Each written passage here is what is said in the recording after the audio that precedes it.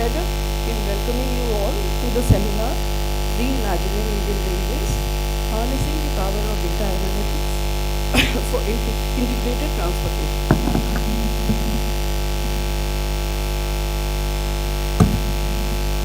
At the outset, I would like to thank Honorable MR for sparing his valuable time to attend today's seminar.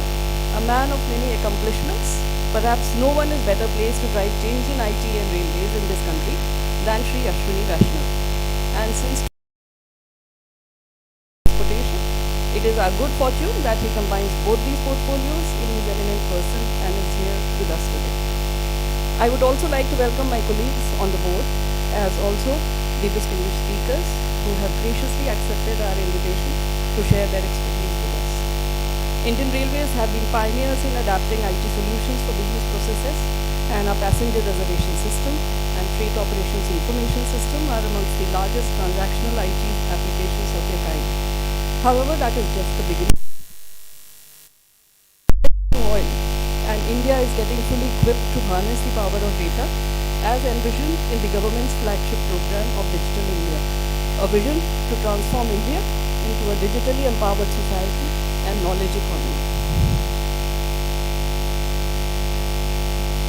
Enormous amounts of data are being generated at an unprecedented rate from various sources such as websites, Internet of Things, devices, mobile applications. It therefore becomes imperative for organizations to be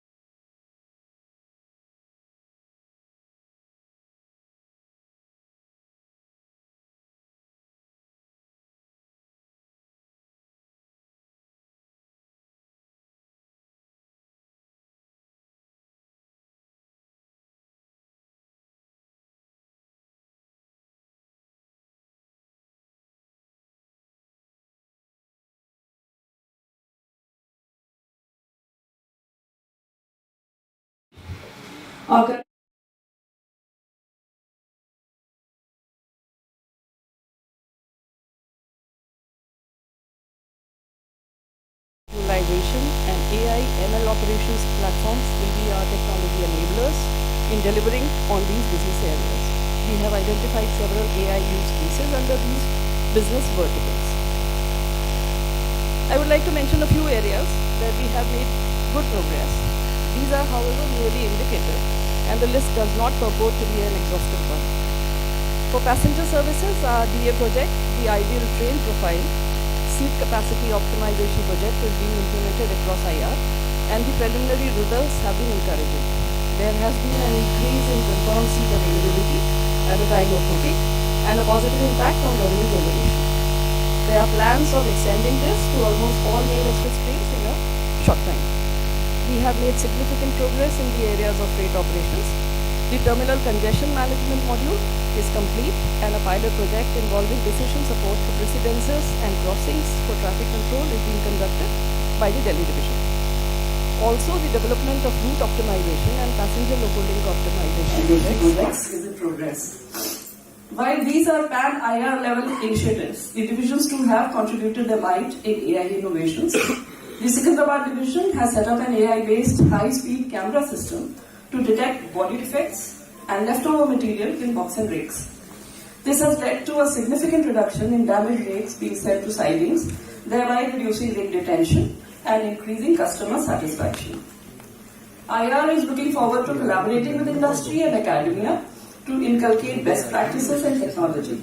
We are partnering with institutions like ISB Hyderabad for the development of core demand forecasting and travel time prediction of freight train projects.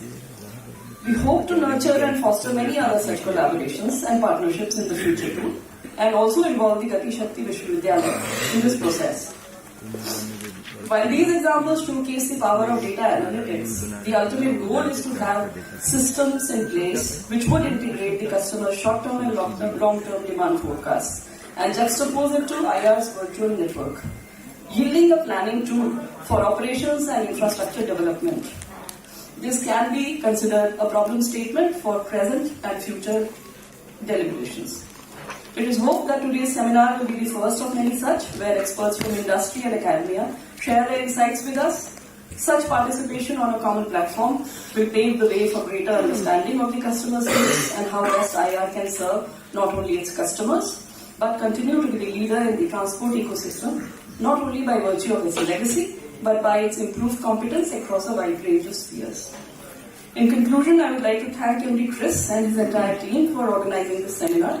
My thanks also to all the distinguished speakers who have accepted our invitation, some at very, very short notices, and are here to share their knowledge and experience with us. Once again, our deep gratitude to Honorable MR for gracing today's seminar. I know I am not wrong in assuming that we have some very interesting and stimulating sessions in prospect. Thank you very much.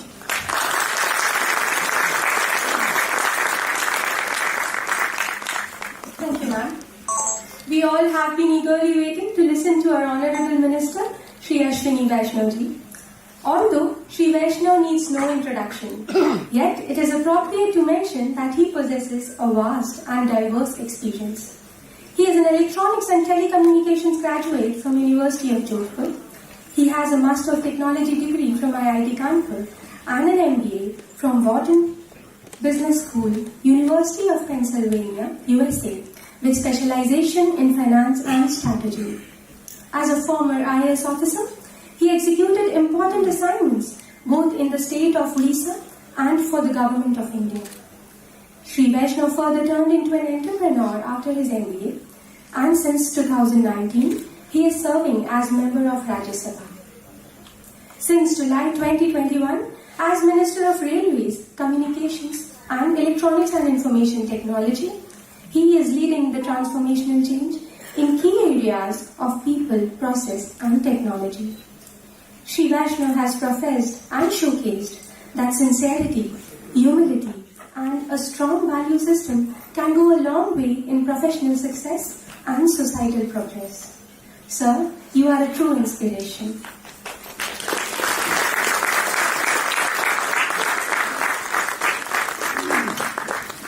It's a great pleasure to address some of the best minds in the country. Those who are sitting in front of me are some of the best minds in the country, so give a very big round of applause for all of you.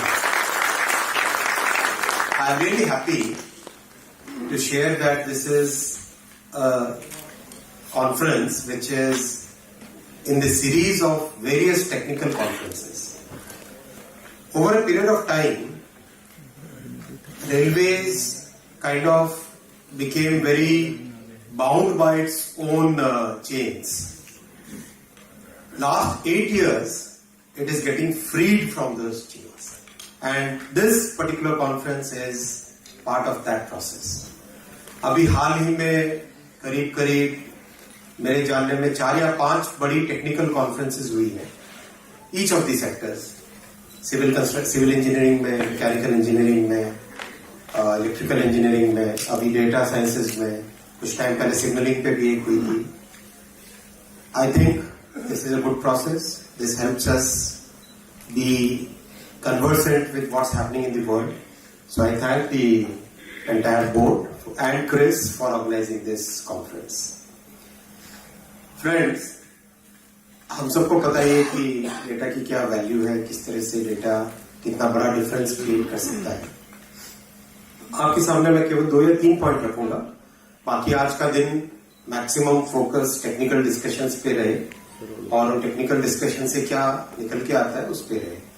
Because over a period of time बहुत सारी चीजें जहां दुनिया बहुत तेजी से आगे जा रही है, कैचअप करना जरूरी है. उसके साथ कैचअप भी करना है और उसके साथ इनोवेट करके आगे भी बढ़ना है. तभी जाके हम जो हमारी कॉम्प्लेक्सिटी, इंडियन रेलवेज की जो कॉम्प्लेक्सिटी है, उस कॉम्प्लेक्सिटी के साथ जस्टिस तभी कर पाएंगे जब हम बहुत तेजी से, in a sense we have to do a marathon as if we are running 100 metres race. हमें स्प्रिंट करना है लेकिन मैराथन तक की माइंड में रख के करना है. तभी जाके हम कैचअप कर पाएंगे, तभी जाके हम रियल जस्टिस कर पाएंगे हमारे 135 करोड़ भारतीयों के एस्पिरेशंस के लिए. और ये जरूरी है. आप देखो, रेलवे हमेशा एक लंबे पीरियड तक एक प्योरली पॉलिटिकल मिनिस्ट्री रहता है. पिछले 8 वर्षों में आप देखो, प्रधानमंत्री जी ने रेलवे को टेक्निकल फोकस की तरफ शिफ्ट किया है, ऑपरेशनल एफिशिएंसी की तरफ शिफ्ट किया है, पैसेंजर एक्सपीरियंस को कैसे इंप्रूव करें उस पर शिफ्ट किया है. ये बहुत बड़ा चेंज है. इस चेंज की वैल्यू अगले कई वर्षों तक दिखेगी. अब इसमें एक्सेलरेशन करने की जरूरत है. ये चेंज देखो, कोई भी ऑर्गेनाइजेशन में, खासकर अपने इतना बड़ा ऑर्गेनाइजेशन है, 12 लाख एम्प्लॉइज है अपने, तो इतने बड़े ऑर्गेनाइजेशन में जब भी चेंज होता है तो एक नेचुरली एप्रीहेंशंस होते हैं, एंजाइटी आती है. इस चेंज से क्या होगा, अच्छा होगा, मेरे लिए क्या खराब है, मेरे लिए क्या अच्छा है, वो माइंड में सबके आएगा. लेकिन एक बात आप सबके सामने मैं रखना चाहूंगा कि सरकार का बहुत ही क्लियर ऑब्जेक्टिव है, this change should be absolutely good for Indian railways. Clear focus है, क्लियर इंटेंट है, फ्लेक्सिबिलिटी है, ओपन माइंडेडनेस है, सेंस ऑफ पर्पस है. इस चेंज को किस तरह से देश के हित में हो, रेलवे के हित में हो और आप सबके हित में. तो इस चेंज से अगर कभी कोई एप्रीहेंशन भी आए तो मेरा रिक्वेस्ट है आपसे कि आप बहुत इजीली आप मेरे से मिल सकते हैं. आपको पता ही है कि हाईली एक्सेसिबल ऑफिस है मेरा, कभी भी आप मिल सकते हैं. पर इस चेंज को अडॉप्ट कीजिए, इस चेंज को एक्सेप्ट कीजिए, इस चेंज को एक्सेलरेट कीजिए. ये मेरा आप सबसे रिक्वेस्ट है. टेक्नोलॉजी लानी पड़ेगी हमें बहुत सारी जगह, बहुत सारी चीजें जो 1960s और 1950s की टेक्नोलॉजी पे आज भी चल रही है. बहुत तेजी से हमको टेक्नोलॉजी अडॉप्ट करनी पड़ेगी. बहुत तेजी से हमें जो हमसे बेटर नॉलेज वाले, हमसे बेटर कैपेबिलिटी वाले ऑर्गेनाइजेशंस हैं, उनको अपना पार्टनर बनाना पड़ेगा. हमें बहुत तेजी से हमारा जो माइंडसेट है वो इन 2 लाइन के बीच में सिमट के न रह जाए, दोनों पटरियों के बीच में, उसके बजाय ब्रॉडर माइंडसेट हो. वो हमें बहुत मेहनत करनी पड़ेगी. उसके लिए लर्निंग बहुत आसान है. मैं अपने पर्सनल एक्सपीरियंस से कह रहा हूं, लर्निंग बहुत आसान है, अनलर्निंग बहुत डिफिकल्ट होती है. बहुत सारी चीजें अनलर्न करना पड़ेगा हमें, और unlearning really, I tell you, it's very very difficult. इस प्रोसेस में कई बार माइंड में टेंशन्स भी आते हैं, एप्रीहेंशंस भी आते हैं, लेकिन face it, hold it with courage, take this decisions because you are the best organisation in the entire world. इसमें कोई दो राय नहीं. इंडियन रेलवेज का आज एक, कई बार पब्लिक मीटिंग्स में भी बोला है, इंडियन रेलवेज का एग्जीक्यूटिव डायरेक्टर और भारत सरकार के ज्वाइंट सेक्रेटरी कहीं पर भी अगर हम उठाएं तो डोमेन नॉलेज इंडियन रेलवेज के एग्जीक्यूटिव डायरेक्टर का इतना हाई होता है. वो डोमेन नॉलेज हमारी स्ट्रेंथ है, वो टेक्निकल नॉलेज हमारी स्ट्रेंथ है. इस स्ट्रेंथ को मेंटेन रखना है चेंज को अडॉप्ट करना है और रैपिडली ट्रांसफॉर्म करना है। ट्रांसफॉर्मेशन के जो आइडियाज आए, चेंज करने के लिए जो आइडियाज आए, इंप्रूवमेंट लाने के लिए जो आइडियाज आए, all those ideas are welcome. आज इस कॉन्फ्रेंस से जो निकल के आएगा, एक तो हमारे बहुत सारे सिस्टम आइसोलेशन में डेवलप हुए ओवर पीरियड ऑफ टाइम, अपनी अपनी नीड के हिसाब से, उस टाइम के टेक्नोलॉजीज के हिसाब से। टाइम आ गया कि अब हम एब इनिशियो, व्हाइट बोर्ड लेके, ब्लैंक स्लेट लेके, ब्लैंक पेपर लेके, कंप्लीट फंडामेंटली एक नए तरीके से कैसे डेवलप करें रेलवे का ऑपरेटिंग सिस्टम, उस पर हमें फोकस करना चाहिए। I request all the participants from the industry to give your thoughts on this, share your thoughts on this during your presentations and even after that. Time has come when instead of having 20 different operating systems, we should really focus at, instead there are two approaches. One approach is to integrate all of them. That will always be a suboptimal approach. Other approach is कि हम ये सारे systems हैं हमारे पास, चलते रहने देते हैं, लेकिन पैरेलल में एक नया डेवलप करना चालू करते हैं जो कि आज की टेक्नोलॉजिकल एडवांसमेंट के अनुकूल होगा, which is in tune with, which is in sync with today's technology. उसको डेवलप करना चालू करें और एक एक करके इनको पुराने ऑपरेटिंग सिस्टम्स को फेज आउट करते हैं। That approach will be optimal because that will use the latest technologies, that will not be bound by the legacy. इसका फायदा हमको कई जगह मिला है। अभी जब 4G और 5G का डेवलपमेंट कर रहे थे, राइट, उसमें because we don't have a legacy system of 2G 3G, 2G और 2G की लेगेसी तो अलग टाइप की थी, लेकिन वैसी लेगेसी हमारे पास नहीं है और हमारी सरकार भी अलग तरह की है। तो because we didn't have that legacy, we were able to create a system which is today better than the other systems in the world. आपके पास लेगेसी नहीं तो माइंड बाउंड नहीं रहता, उस चेन से बंधा नहीं रहता है, एक नई तरीके से सोच सकते हो। तो 2G जो अपना 4G 5G बना है, that is totally virtualise system, fully virtualise system, software based है, totally software, completely software based है। सर्वर आप डेल का ले सकते हो, इंटेल का ले सकते हो, किसी का भी सर्वर ले सकते हो और सॉफ्टवेयर उसमें ये बैठ जाए। It is a totally new way of thinking. यही चीज अपने को यहां पर भी अभी सोचना चाहिए, पहला।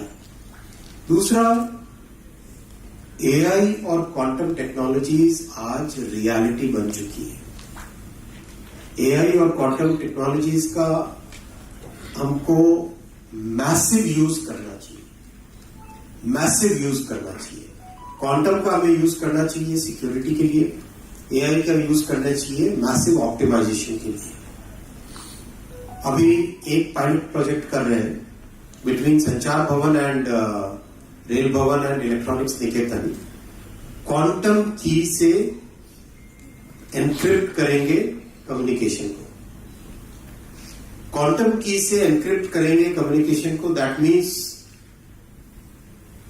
कई वर्षों तक भी कोई हैक करने की कोशिश करे, उसको हैक नहीं कर सकता, उसमें कोई अंदर एंटर नहीं कर सकता उस कम्युनिकेशन में। That is the power of quantum technologies, और वो अपने स्टार्टअप्स कर रहे हैं। तो मेरा आप सबसे ये रिक्वेस्ट रहेगा कि एक नए तरीके से सोचिए, नई टेक्नोलॉजीज जो आज की उनका मैसिव यूज हम कैसे कर सकते हैं वैसा सोचिए, और उस थॉट से हमको निकल जाना है कि सब कुछ मैं ही कोडिंग करूंगा, मैं ही डीबगिंग करूंगा, मैं ही सब कुछ करूंगा, SRS में लिखूंगा, FRS में लिखूंगा, उस सबसे बाहर निकल जाना चाहिए। Think of harnessing the strength of technology. वो कौन एक साइंटिस्ट या फिलोसोफर था ना जिसने कहा था कि give me a large enough lever, I will be able to move the earth, right? I can do so that kind of thought process we should have कि वर्ल्ड में बेस्ट कौन सा है उसको मैं यूज कर लूं।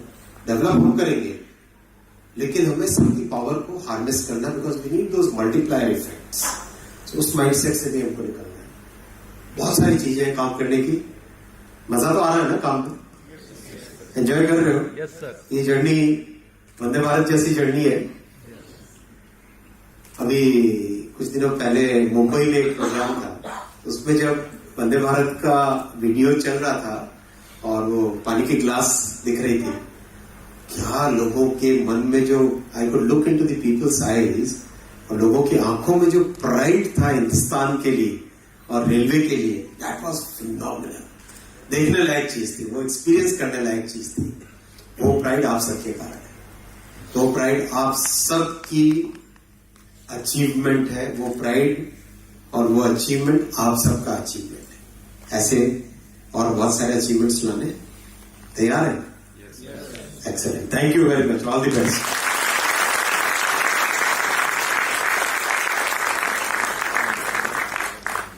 Thank you so much, sir. I would request MD Chris to propose the vote of thanks.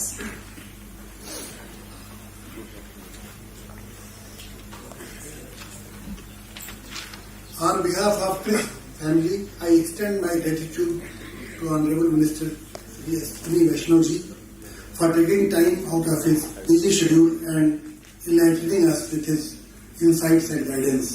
My thanks also goes to all the board members and our guests for turning up for this event. Now we will be taking a short break of 15 minutes for tea and then we will reassemble for technical session. Thank you very much.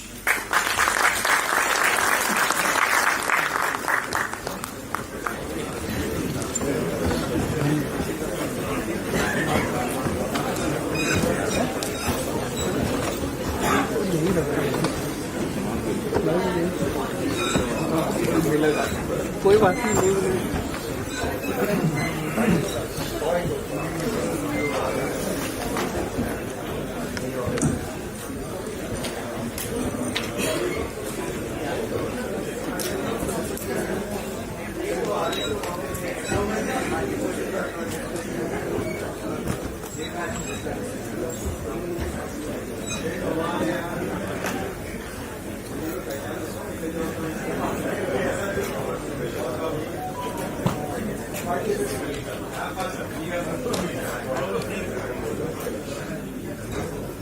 By the annual budget of 500 crore rupees, TREES has been successfully delivering the complex railway IT systems since its inception.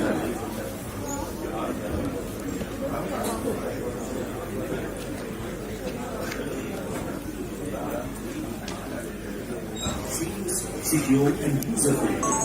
Number of applications have been developed for Indian Railways. Battery दे दो battery.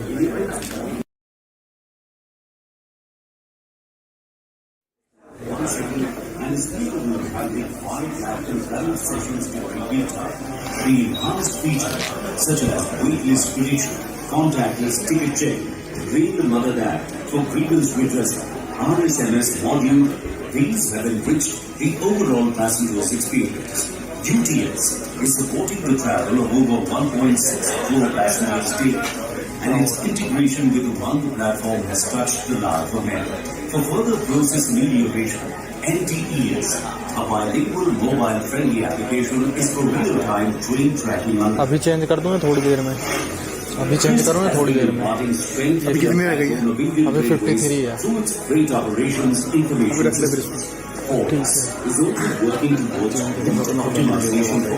वहाँ कैसे होगा? चलो मैं देखता हूँ अभी क्या चीज़ चल रहा है। ठीक है ना, तो ऑफ कर दूँ कैमरा, पूछ लो।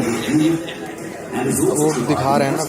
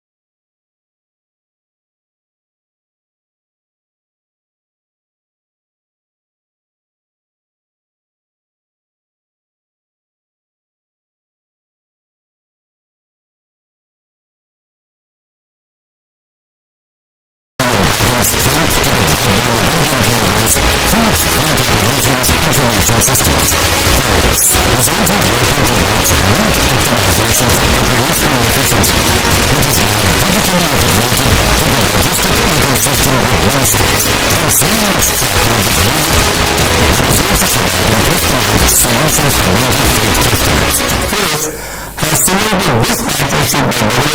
and API-based integration in a very short span of time for real-time monitoring of fuel product movement by Indian Railways. Parcel Management System is delivering almost 34 lakhs monthly barcoded parcels with implementation of joint parcel product with India Post. It is now delivering door-to-door service. CRIS is ensuring seamless integration of all operations-centric applications for efficient and safe train running. RTIS. This is a live example that demonstrates how the space technology improves the operations of railway network and enhances passenger experience. Through Satsang app is not only scheduling the trains and charts preparation, but also provides visibility of physical network and time distance charts. The control office applications managing 5,60,000 train movements daily. For optimal utilization of assets without impairing safety and customer comfort, CRIS has developed a bouquet of asset management systems. Indian Railways Geographic Information System, GIS, is integrating the geospatial database of IR's assets with 2D and 3D visualization for effective decision making. RFID tags are being provided on more than 1,80,000 wagons and 15,000 coaches for tracking and tracing of rolling stocks. Indian Railways Project Sanctions and Management System is enabling complete online processing and monitoring of works proposals. CRIS is providing robust applications for all accounting, budgeting, GST compliance and payment functions of Indian Railways with seamless integration to all stakeholders. To further take a leap in future, new initiatives such as ePPO, DigiLocker, digital receipts of miscellaneous earnings, digital accountal and apportionment of railways earnings has been successfully implemented. With Accounting Reforms Management System, Railway will usher into the era of performance costing. Indian Railways e-procurement system is catering to around 54,000 users of Indian Railways and 2 lakh vendors.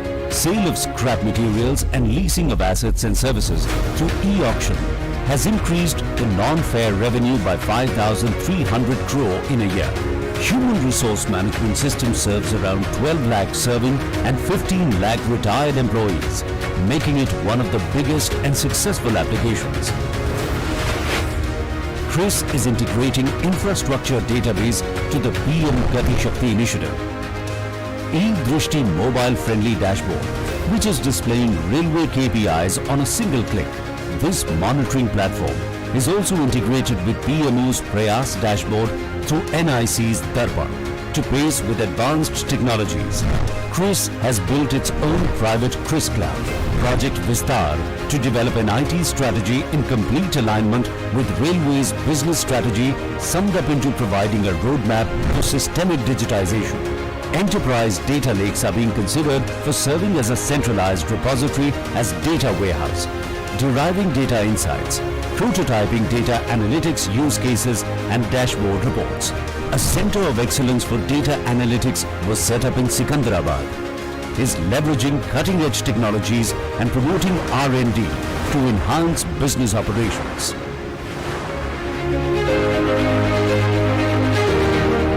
देश को अगर गति चाहिए तो भी rail से मिलेगी, देश को प्रगति चाहिए तो भी रेल से मिलेगी।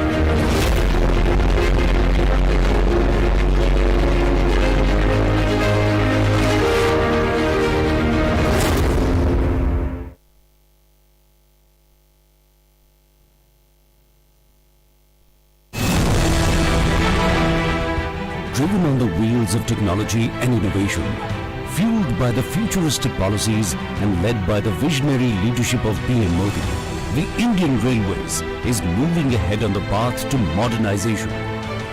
Propelling this journey through IT is CRIS. पहले 1 मिनट में सिर्फ 2000 टिकट निकल पाती थी। आज भी ये संतोष के साथ कहना है कि आज 1 मिनट में 15,000 रेल टिकट मिलना संभव हो गया। Blessed with the talent pool of over 1,200 employees and backed by the annual budget of 500 crore rupees, CRIS has been successfully delivering the complex railway IT systems since its inception in 1986. Let us give you a brief overview of our work. With the objective of making passenger journeys safe, seamless, secure and user-friendly, plethora of applications have been developed for Indian Railways. PRS enables more than 18 lakh transactions in a day with a response time less than 1 second and is capable of handling 5 lakh concurrent sessions during peak time. The enhanced feature such as waitlist prediction, contactless ticket checking, Rail Madad app for grievance redressal, RSMS module, these have enriched the overall passenger's experience. UTS is supporting the travel of over 1.6 crore passengers daily, and its integration with Umang platform has touched the life of many. For further process amelioration, NTES, a bilingual mobile-friendly application, is for real-time train tracking on map. CRIS has been imparting strength to the backbone of Indian Railways through its freight operations information systems. Voice is also working towards route optimization for operational efficiency. It is now digitally integrated to the logistic ecosystem with ministries, consignment tracking with ULIP, and is also providing customized solutions for major freight customers. CRIS has cemented this partnership by developing an API-based integration in a very short span of time for real-time monitoring of fuel product movement by Indian Railways. Parcel Management System is delivering almost 34 lakhs monthly barcoded parcels with implementation of joint parcel product with India Post. It is now delivering door-to-door service. CRIS is ensuring seamless integration of all operations-centric applications for efficient and safe train running. RTIS. This is a live example that demonstrates how the space technology improves the operations of railway network and enhances passenger experience. Through Satsang app is not only scheduling the trains and charts preparation, but also provides visibility of physical network and time distance charts. The control office applications managing 5,60,000 train movements daily. For optimal utilization of assets without impairing safety and customer comfort, CRIS has developed a bouquet of asset management systems. Indian Railways Geographic Information System, GIS, is integrating the geospatial database of IR's assets with 2D and 3D visualization for effective decision making. RFID tags are being provided on more than 1,80,000 wagons and 15,000 coaches for tracking and tracing of rolling stocks. Indian Railways Project Sanctions and Management System is enabling complete online processing and monitoring of works proposals.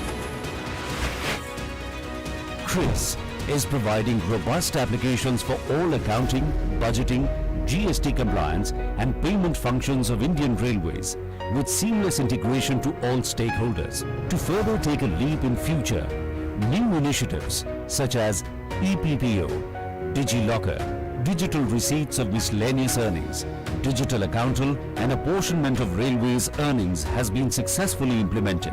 With Accounting Reforms Management System, Railway will usher into the era of performance costing. Indian Railways e-procurement system is catering to around 54,000 users of Indian Railways and 2 lakh vendors. Sale of scrap materials and leasing of assets and services through e-auction has increased the non-fare revenue by 5,300 crore in a year. Human Resource Management System serves around 12 lakh serving and 15 lakh retired employees, making it one of the biggest and successful applications. CRIS is integrating infrastructure database to the PM Gati Shakti initiative. E-Drishti mobile-friendly dashboard, which is displaying railway KPIs on a single click. This monitoring platform is also integrated with PMO's Prayas dashboard through NIC's Darpan to pace with advanced technologies.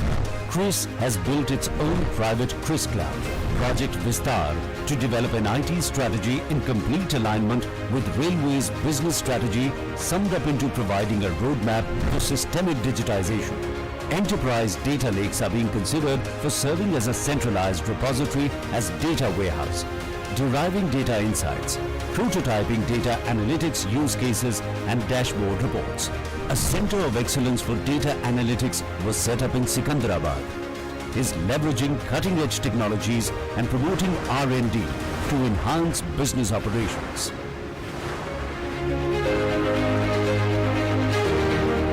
देश को अगर गति चाहिए तो भी rail से मिलेगी, देश को प्रगति चाहिए तो भी रेल से मिलेगी।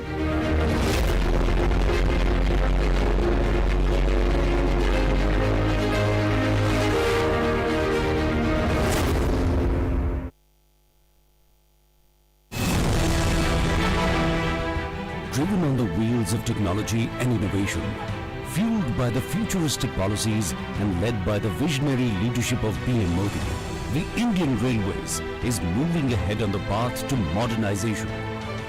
Propelling this journey through IT is Chris. पहले एक मिनट में सिर्फ 2000 टिकट निकल पाती थी।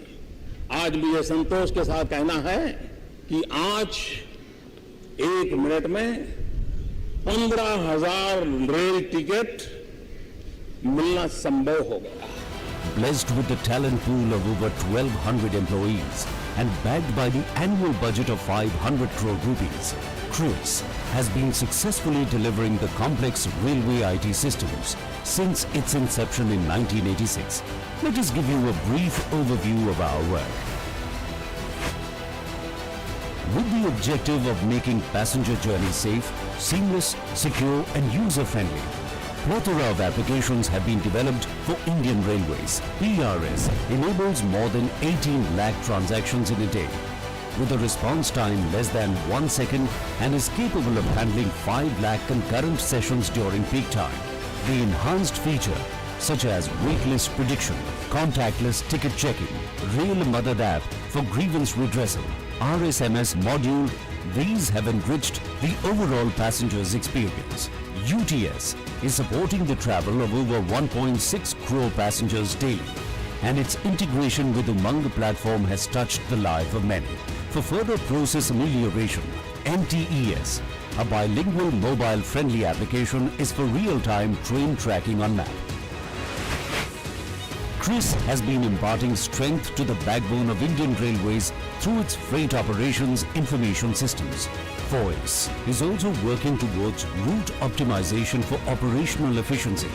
It is now digitally integrated to the logistic ecosystem with ministries, consignment tracking with ULIP, and is also providing customized solutions for major freight customers. Chris has cemented this partnership by developing an API-based integration in a very short span of time for real-time monitoring of fuel product movement by Indian Railways. Parcel Management System is delivering almost 34 lakhs monthly barcoded parcels with implementation of joint parcel product with India Post. It is now delivering door-to-door service. Chris is ensuring seamless integration of all operations-centric applications for efficient and safe train running. RTIS. This is a live example that demonstrates how the space technology improves the operations of railway network and enhances passenger experience. Through Satsang app is not only scheduling the trains and charts preparation, but also provides visibility of physical network and time distance charts. The control office applications managing 5,60,000 train movements daily. For optimal utilization of assets without impairing safety and customer comfort, Chris has developed a bouquet of asset management systems. Indian Railways Geographic Information System, GIS, is integrating the geospatial database of IR's assets with 2D and 3D visualization for effective decision making. RFID tags are being provided on more than 1,80,000 wagons and 15,000 coaches for tracking and tracing of rolling stocks. Indian Railways Project Sanctions and Management System is enabling complete online processing and monitoring of works proposals. Chris is providing robust applications for all accounting, budgeting, GST compliance and payment functions of Indian Railways with seamless integration to all stakeholders. To further take a leap in future, new initiatives such as ePPO, DigiLocker, digital receipts of miscellaneous earnings, digital accountal and apportionment of railways earnings has been successfully implemented. With Accounting Reforms Management System, Railway will usher into the era of performance costing.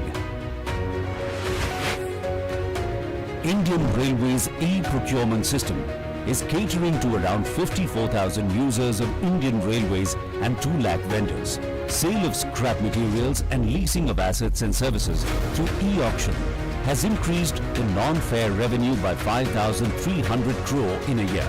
Human resource management system serves around 12 lakh serving and 15 lakh retired employees, making it one of the biggest and successful applications. Chris is integrating infrastructure database to the PM Gati Shakti initiative. E-Drishti mobile-friendly dashboard, which is displaying railway KPIs on a single click. This monitoring platform is also integrated with PMO's Prayas dashboard through NIC's Darpan to pace with advanced technologies. Chris has built its own private Chris Cloud, Project Vistar, to develop an IT strategy in complete alignment with Railway's business strategy, summed up into providing a roadmap for systemic digitization.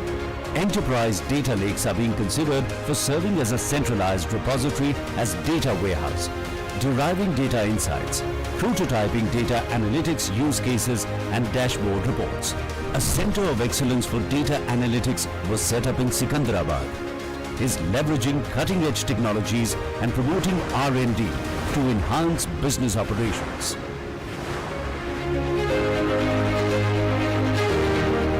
देश को अगर गति चाहिए तो भी rail से मिलेगी, देश को प्रगति चाहिए तो भी रेल से मिलेगी।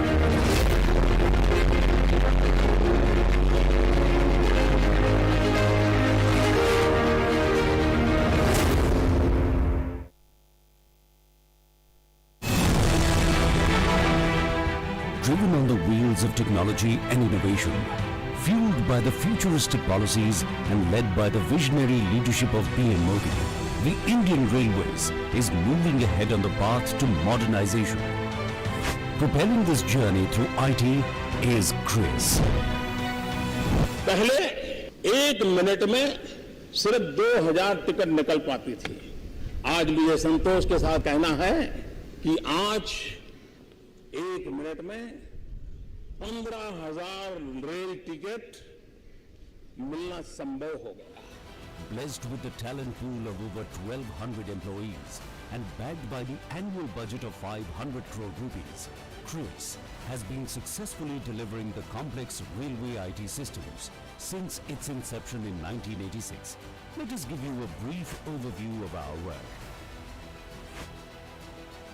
With the objective of making passenger journeys safe, seamless, secure and user-friendly, plethora of applications have been developed for Indian Railways. PRS enables more than 18 lakh transactions in a day with a response time less than 1 second and is capable of handling 5 lakh concurrent sessions during peak time. The enhanced feature such as waitlist prediction, contactless ticket checking, Rail Madad app for grievance redressal, RSMS module, these have enriched the overall passenger's experience. UTS is supporting the travel of over 1.6 crore passengers daily, and its integration with Umang platform has touched the life of many. For further process amelioration, NTES, a bilingual mobile-friendly application, is for real-time train tracking on map. Chris has been imparting strength to the backbone of Indian Railways through its freight operations information systems. Voice is also working towards route optimization for operational efficiency. It is now digitally integrated to the logistic ecosystem with ministries, consignment tracking with ULIP, and is also providing customized solutions for major freight customers. Chris has cemented this partnership by developing an API-based integration in a very short span of time for real-time monitoring of fuel product movement by Indian Railways. parcel management system is delivering almost 34 lakhs monthly barcoded parcels with implementation of joint parcel product with India Post. It is now delivering door-to-door service. CRIS is ensuring seamless integration of all operations-centric applications for efficient and safe train running. RTIS. This is a live example that demonstrates how the space technology improves the operations of railway network and enhances passenger experience. Through Satsang app is not only scheduling the trains and charts preparation, but also provides visibility of physical network and time distance charts. The control office applications managing 5,60,000 train movements daily. For optimal utilization of assets without impairing safety and customer comfort, CRIS has developed a bouquet of asset management systems. Indian Railways Geographic Information System (GIS) is integrating the geospatial database of IR's assets with 2D and 3D visualization for effective decision making. RFID tags are being provided on more than 1,80,000 wagons and 15,000 coaches for tracking and tracing of rolling stocks. Indian Railways Project Sanctions and Management System is enabling complete online processing and monitoring of works proposals.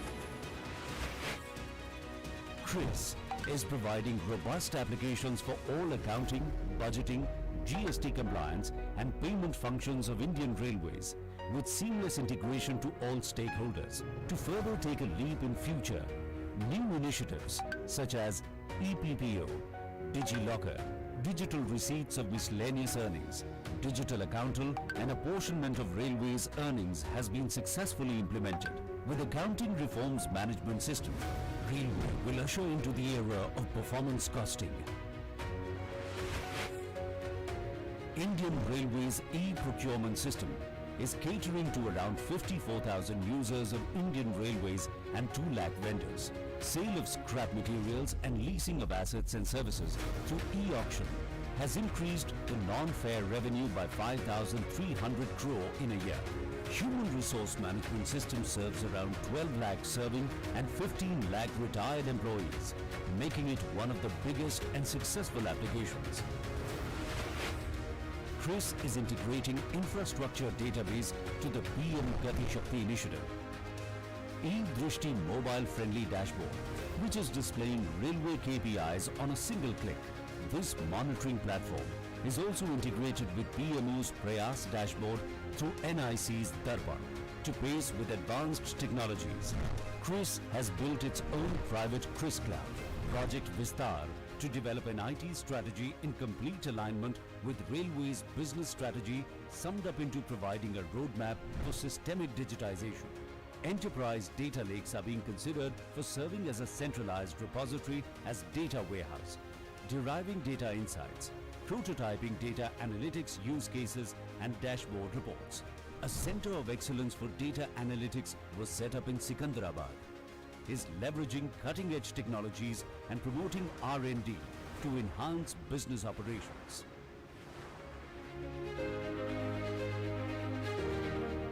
देश को अगर गति चाहिए तो भी rail से मिलेगी, देश को प्रगति चाहिए तो भी रेल से मिलेगी।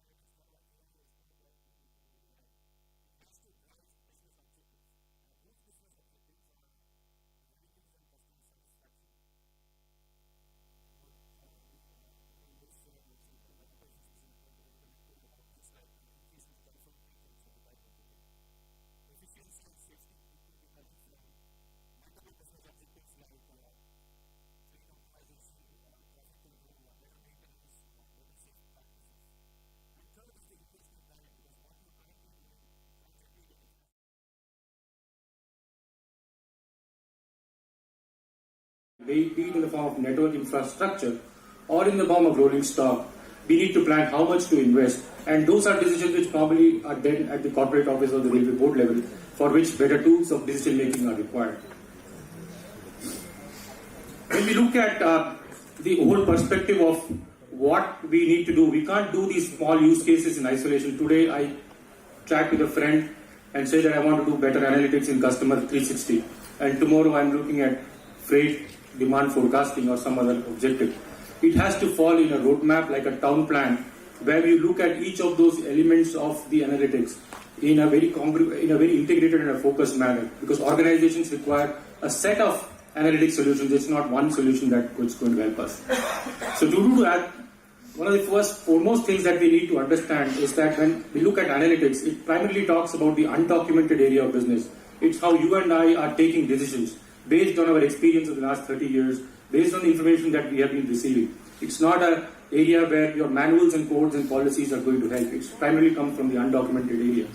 And each role, be it the chief passenger transport manager's role or an ED planning's role or ED freight's role, each role has its own set of unique decision making, which needs to be supported by analytics. So there has to be a very clear understanding of the expectation of the roles. It's not that one size analytics can go from the divisional, from the station master, right up to the railway board level. Each one has a different role, and he wants his or analytics to be coming in his support. It's like you can't have one newspaper for the entire country. You have a Bombay Times, you have a Delhi Times, you have a Times of India National Edition. Similarly, analytics has to be specific to the role that they play. And to do that, one person cannot be the person who can be a repository of all information, or one office for that matter cannot do that. So we conducted around 15 ideation workshops. Over 200 such railway officers participated, cutting across levels, right from division to railway board. And that's how you get to have more of what needs to be done. And what was the outcome? We identified over 92 use cases in cutting across all departments, right from RPF to signaling to traffic. And what we realized as we see is that it's not just, as I said, one specific use case. You've got to form a town plan. That's how the analytics architecture came about. And I'll just show you one such analytics architecture for our passenger business. It also revealed what kind of data challenges we will have. We think that our IT systems contain all the data that we need to do analytics. Probably not. A lot of external data needs to be put in. A lot of sensor data needs to be put in. Maybe a lot of weather data needs to be put in. So the data challenges got identified. And obviously to scale up, Indian Railways is not a small organization. It's 1.3 million employees and cutting across the span of the country. So we have things of structure which MOB ma'am had also mentioned about data organization across boards and zones. It has its concomitant IT gaps, technology gaps and HR challenges. All of them needs to be done systematically in a roadmap. So that's what was the outcome of the draft strategy document which MOB ma'am said is under discussion in the railways. These are the set of use cases, just to give a glimpse of what the 92 use cases are, coming from materials management to passenger and freight business. A lot of them, so a lot of work is required. It's not a one-day affair. It's going to be it's a journey of multiple years and with multiple people. So as I said, when I talk about the analytics architecture, this is how the passenger business works like. We have things like passenger demand forecast. That's the starting point of why people need to travel. They might be traveling for education, they might be traveling for work, they might be traveling for leisure. That's where the interregional and intra-regional demand forecasts come in, wherein both at the city level, maybe a commute travel is there, or an interregional level where you have more long distance travel. And that leads to vehicle forecasts of how vehicles needs to be made, what kind of profiles or what kind of propensity to pay. Not everybody is a first AC passenger, not everybody is a sleeper class passenger. So what would be the ideal composition of trains? But you need to standardize it with your standard rate profile, because you start giving like a a la carte menu for every passenger, you are not going to be surviving in operations. You need a thali for that matter. So you need to have a standardized rate profile which is easy to maintain and easy to operate. And then that leads to, you need more efficiency in the way you operate your rake links. That leads to optimization of rake links and local links. So this is how the entire architecture needs to be built in. And even if you look at a chief passenger transportation manager's role in the zonal railways, it needs to have multiple use cases coming into the picture before his problem gets sorted. Otherwise, people are not going to use it. Once we had this set of architectures, we started working on a few of them. It's not a short journey. Some of them have taken us 2 years to come up to level in which it's being adopted at a large scale. So I'll just run through one or two of them. The first one, which is under a very big large-scale rollout across the organization, is the ideal train profile, which is we are trying to increase the number of confirmed tickets that we issue to the passengers at the time of booking, not at the time of departure of the train. So if it's 120 days in advance, multiple OD combinations, you should get a confirmed ticket as much as possible.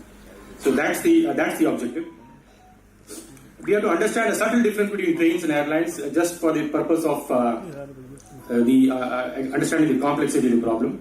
A train, say a flight, say a Bombay-Delhi flight, has all passengers from Bombay-Delhi. There might be some connecting flights, one or two, not many passengers. But a train has 60 halts. It has got around 1770 ticket combinations that can be issued, and there are 4 classes multiplied by 4. We are looking at 7,000 ticket combinations in one train journey alone. And each one has a separate demand for that matter. A first AC passenger on, say, Bombay-Surat in Rajdhani is not willing to travel in a sleeper class in Bombay-Surat passenger. So what we need to do, what we see as a wait list is basically when demand exceeds capacity, and there are virtual capacity or quotas that we allocate at the back end to make sure that people do get seats as per demand. So it's basically how much virtual capacity to allocate. So that's the problem that we try to solve. And this is like a small example of a toy problem of 4 stops. You have 6 different combinations, how much reserved train to look for each pair. And just as I mentioned, for a train with 60 halts, 4 classes, 365 days, you're looking at 25 lakh demand combinations in a year. You multiply it by 4,000 trains on the Indian Railways, you're looking at in terms of 50 to 100 crore demand combinations. And this is not possible to be analyzed manually. You need tools to do it. And that's what ideal train profile intends to do. So what are the outcomes? We're looking at high confirmed tickets, as the Honorable Minister was saying in the sidelines, that the preliminary results show that we are around 22% up in confirmed tickets at the time of booking. There's a small pilot on, the results are just pouring in. You can say like an election result, the first results are pouring in. Like 5 trains, around 56,000 bookings, 109 trips, we are around 22% up. And probably it will stabilize at some value. I don't know what value it's going to stabilize at. And we are looking at increased occupancy without running a single train and increased earnings without running a single train. So all of that you get, it is to the bottom line, nothing on the top line. The second thing, as I said, for investment planning, we are looking at trying to look at satellite tracking data. As in a corporate video that was played, the chairman was saying that they are helping railways to tracking of trains. So we have been able to identify the level crossing gates on Indian Railways which are detention prone more than 1 hour based on clustering algorithms that we have applied on big data. And also the times of stations where outside the station, outside major junctions, how much time the trains are halting. There are some interesting reasons why we need to look at it in a very specific term. Traditionally, what has been happening, the station master used to capture the information of the train, relay it to the control. So, and the stations are located at discrete points in time, every 8 kilometers or so. So you're not continuously monitoring the train, you're monitoring the train location at every 15 minutes or 20 minutes or so. But now with satellite tracking, you are able to get polls of around every 30 seconds, we are getting the location, lat, long and speed. And that has helped us look at mid-section detentions as well, which were blind spots earlier. They got subsumed in the statistics of slower speeds in certain block sections. So those we are able to identify, and that's the context we are doing. And what is the outcome? It's more additional support for the infrastructure planners, maybe in the board or in the zonal railways. We've been able to identify around critical 477 level crossing gates, 250 stations where the detentions have been observed. This is limited data. Only 4,000 locomotives are right now equipped with satellite tracking devices. There are 12,000 locomotives to be covered. But yes, these are done in a room far away from distant locations, so it needs physical verification, whether the context is right or not. This is a hypothesis that we can say. We frame the hypothesis that these are the locations, and within 250 meters of a detention point, if there is a level crossing, we said this is a likely candidate for where the detention is emanating from. And it needs to be verified from the field. So the entire physical site verification is underway. Similarly, when you look at efficiency, we have around 280,000 items that we stock on a regular basis. Just like we call it stock items. The classic stock items in our kitchen are rice and wheat and say salt and ghee. You don't go to the market and buy them regularly. So there is fluctuating demand. So you draw out from the store. So similarly, for locomotive parts, there are maybe 2,000 parts in locomotive. We don't, as and when we need a spare part, we don't go and buy it from the market. So there are stock items. A lot of them are stock. And there are 280,000, including medicines for hospitals that get stocked. And just like Aadhaar and PAN card, there was a deduplication. You had biometrics which reveal your unique identity. Here it is more of text description of the item. There is no biomarker or materials marker that you can tag and say this is the item which can be deduplicated. So more of natural language processing techniques got used to do deduplication of the exercise. For example, there is a river bank and there is a financial bank. Both have bank as common, but the context is different. So that's how natural language processing helps. We have been able to, in the last 1 year, around 25,000 new requests for items came, and it all went. It's now mandatory to go through this NLP algorithm, and without that you can't create a new item. So we have been able to prevent a lot of, at least the deterioration part from happening. Obviously the deduplication exercise of the existing parts is a very long drawn affair. It's a very time consuming affair, and people in the board are abreast of it. So there are other use cases that we did. It's not all in-house. Some with academia, things like IIT Bombay, Professor Narayan Rangraj is there. We did a zero-based timetabling. With the industry, we are already looking at local link optimization and route optimization. And there are other use cases which are also in the pipeline for in-house things. So with this kind of analytics use cases that we have learned, what is the learning that we have? What is the outcome? One is that we have solved a problem. There are some benefits out of it. But how do you scale up? What is the learnings that we get from this kind of analytics? What we get is there is a 5 distinct stages of analytics life cycle that we can observe. The first one is defining the right business question. What problem needs to be solved? There are 92 use cases, maybe there are more. Which question should be taken up first? We can't take all of them concurrently. And to even get to that, one is a paragraph that you have written that I want a better fleet optimization. What in fleet optimization? What is going to be the objective? It is faster time, or is it's the slowest, least cost kind of thing? What is your business objective that when you're looking at fleet optimization? So those are business questions that railways and domain professionals need to come together and answer. Then there are 3 parts, intermediate parts, which more of IT there. Things like which data source, which database to capture, what external data to put in. Then there is an element of data science in it where we look at maybe partnerships with academia or vendors who will bring us specialists in machine learning or artificial intelligence or who are coming together. And once those models are prototyped and we see that we have got good results, then there is a need to scale up. And how do you scale up consumption? Because finally we need those results to be consumed by the business user. We want to reach to the 1.3 million employees of railways. That this is analytics driven. Maybe the station master needs it. Maybe there is a supervisor or other supervisor who needs it. And that requires an IT kind of a backbone so that you're able to push that solution right to the person who wants to consume it. And that's where IT integration and also some kind of consumption change management issues get involved, because sometimes some policies needs to be revised because they were more based on heuristics or more on experience. But here data-driven policies needs a change in the railway board policies or the corporate policies as well. So this is like the 5 steps. And each of them, there are different partners that will come together. 2, 3, 4 will have more vendors in academia and Chris coming to picture.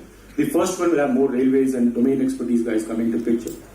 And in the consumption and change management also, it's going to be primarily railways and the IT part of it who have to drive the change. We need more champions who will be driving the change from the top. Coming to the second point of data acquisition, a lot of times we have, though we have objectives in place, the data acquisition might take time. For example, in assets, a lot of time, right now it's periodical inspection, just like station master is recording data of trains every 10 minutes or 15 minutes. Even in asset monitoring, we have these supervisors going for inspections every 3 months looking at asset data. But when we want to predict failures, you need real-time health data, and to deploy such sensors in the field in all the assets, maybe rolling stock or track, it will require time. And that strategy needs to be put in place. We are already in discussions, at least for locomotives, to how that will get worked out. And once that is there, then we look at maybe running algorithms of analytics and then trying to consume it. And even for business decisions, say for example, somebody says you want to do dynamic pricing on trains, you need prices of airline competing modes of transport or maybe other modes of transport. Maybe somebody requires a weather data or hydrological data. So all those data points needs to be identified and integrated so that there is one place where most of the data is available. Then on analytics consumption, there are some very big lessons that we learned when we tried to deploy the ideal train profile. We failed many times, I should say maybe 5 or 6 times we failed. The primary reason that we failed was we were more from a model perspective. We said, okay, we have designed this model, you download it in Excel sheet, then you do whatever calculations on a manual piece of paper and do it, please do it. Nobody will consume that kind of information. So you need to design something like a product which is tailor-made for the supervisor or the officer in place. So you need just as I said, Delhi Times or Bombay Times, you need a supervisor Times or whatever it is, so that he can consume that small bit of information. And data science might be only 20-30%. The problem might be so complex, you can't answer all these questions with data science. Some of experience will continue to remain. As and when research progresses, maybe some more questions will be answered. So when you look at the product per se, only 20-30% is actually a product. The rest of it's all wrapper of better data integration, or maybe a scratch pad where we can do some heuristics based on the initial results. And user experience and end-to-end digitization, these are very critical components of analytics consumption. In fact, one of the final speakers will be covering on analytics consumption as well. These are the critical success factors. One, like very important, which we have been very lucky to have support from Railway Board and also from Chris. Everybody is very supportive of our effort and that's definitely one of the cases why we have been able to do that. And coming from railway background myself, it's a lot of collaborative working with the IT teams and the Chris teams and the railway teams. And there has been a lot of focus on analytics awareness. In fact, the training institutes of railways have been conducting large amount of courses on data analytics where we have been asked to speak. So we have trained over maybe 600 to 700 people already on the aspects of data analytics. And there has to be multiple delivery channels. It's not just one size and in-house team delivering everything. So the last part I'll talk about is scaling up. These are the problems which are ideally suited for different delivery channels. Academia, primarily research problems which have never been solved because that's their incentive. They like to have, always there's a literature gap they are looking for, a problem which has never been solved. Industry is looking for, say, products like mature technologies like video analytics. I don't think Chris should be looking at it. More solutions which are off the shelf could definitely video analytics can come in. Or if there is a generic railway product, maybe in a signaling system or something which has already been developed, which can be used. And to build a data and IT ecosystem for railways, the industry is there. And in-house, primarily to gain experience and also to polish the journey so that we don't keep on, at least the path is known, how we collaborate and things like that. We need an in-house team as well. One of the basic founding blocks which many speakers also offline mention is that the appreciation of the railway domain, the understanding that we have about our own system is nobody else outside our consultant can match. And when you look at analytics, a lot of small issues do get highlighted. And probably there is a course for probably just like maybe a railway appreciation course to be conducted for industry and academia and others, so that they at least get a flavor of what it is rather than each time they come to railways to partner. You have a person asking, start from how a box and wagon looks like or how does a station master work. So these kind of things, if you are able to do, the scaling up will happen much quicker. It's easier saying that things like a financial sector or a banking sector because there are so many banks, but railways is a sole kind of a organization, a sole buyer kind of a thing. So the ecosystem probably needs to be developed. Some thoughts for the future after all of this is probably there is maybe a wish list for a digital twin, a virtual railway on the IT system, and maybe a big simulator or traffic transport simulator to do our logistics planning, our traffic control, and maybe a long range planning. And with those thoughts, I wind up my presentation. Thanks a lot for your time.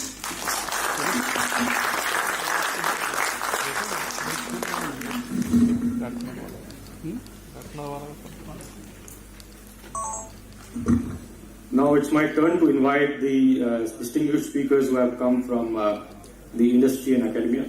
We first welcome Mr. Ganesh Ramamurthy, is the Managing Vice President of Gartner. He will be talking about harnessing the power of data and analytics for integrated railways. And Mr. Ganesh Ramamurthy, he manages the experts worldwide in the emerging technologies research team, and he leads the research in the semiconductor, engineering services, and the Internet of Things markets with Gartner. He has over 27 years of experience in the technology industry, and is an alumnus of the Birla Institute of Technology, Pilani, with a bachelor's degree in chemical engineering and a master's degree in mathematics. May I now request Mr. Ganesh Ramamurthy to kindly.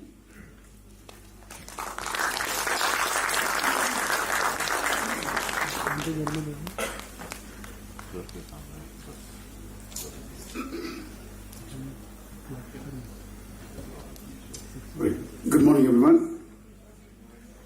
Good morning. Thank you very much. It's a pleasure to be and in front of all the distinguished guests and people from the industry. So I'm going to talk about harnessing the power of data and analytics for integrated railways. There was a comment that member operations from BD made in the beginning when she was talking about it. She said, data is the oil. So I want to ask you all a question. Who's going to refine the oil? Who's going to set up the refinery? Who's going to set up the processes and technologies for refining that oil? Who's going to make sure that the levels of various different byproducts of that refinery that is coming out are going to go and reach the various constituents of those byproducts? That's what data analytics is all about. The data that we have is crude oil. It's really, really crude. We have data from various different sources, various different forms. We have to try and see how we can structure it in such a manner that we can make it useful for all the constituents of the stakeholders of railways. So that's what I'm going to try and talk about today. All right, so let's go into the PowerPoint mode. Okay. All right, there we are.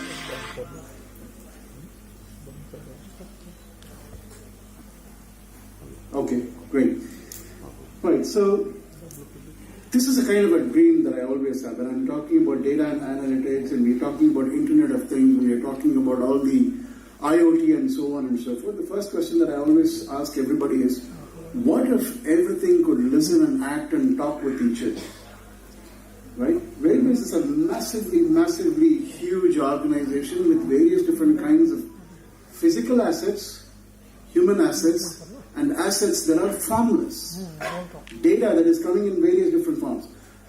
What if you have an infrastructure, what if you have an arrangement where all of these different physical things, the digital things and all the human beings can kind of come together and act and think in unison to arrive at a common purpose or to serve a common purpose. The purpose of data and analytics, of course, as was pointed out, to improve customer satisfaction, efficiency, and so on. The idea is we'll only be able to do that when we bring them all together. So there are 5 main areas where data and analytics will have a huge, huge impact for an organization like railways. Number 1, operations. We've seen operations obviously benefits from it. Infrastructure, management of infrastructure, development of new infrastructure, all of this definitely benefits.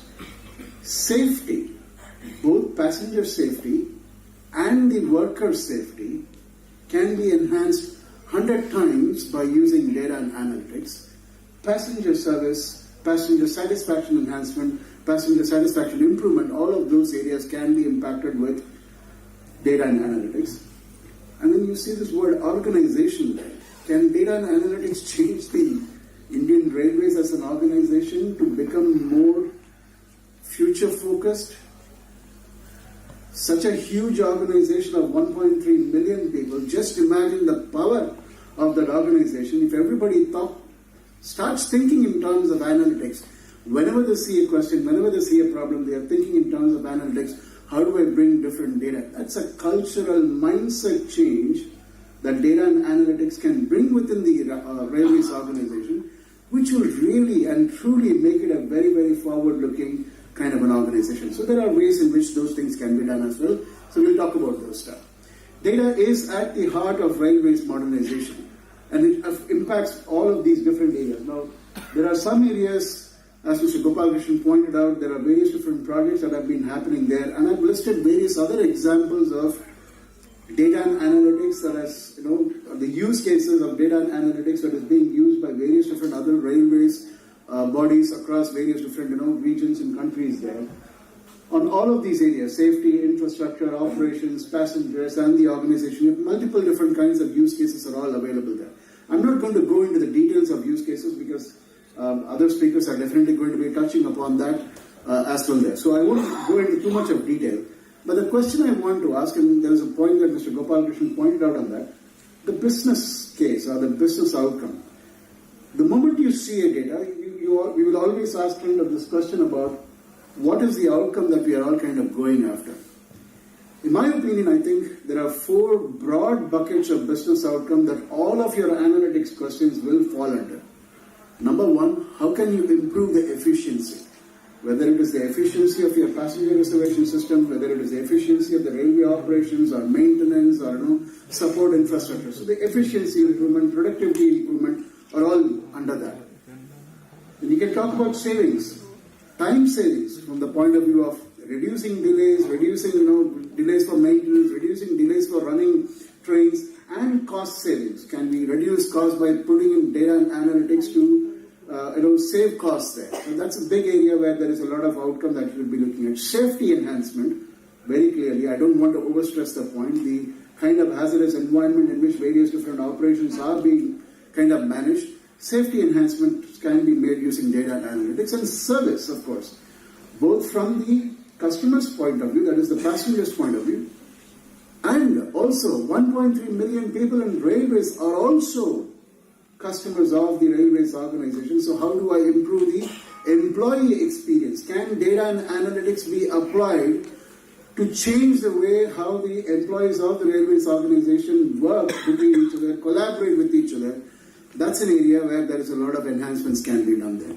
So those are four main areas of business outcome that can be achieved through data and analytics. But you will always start with this point.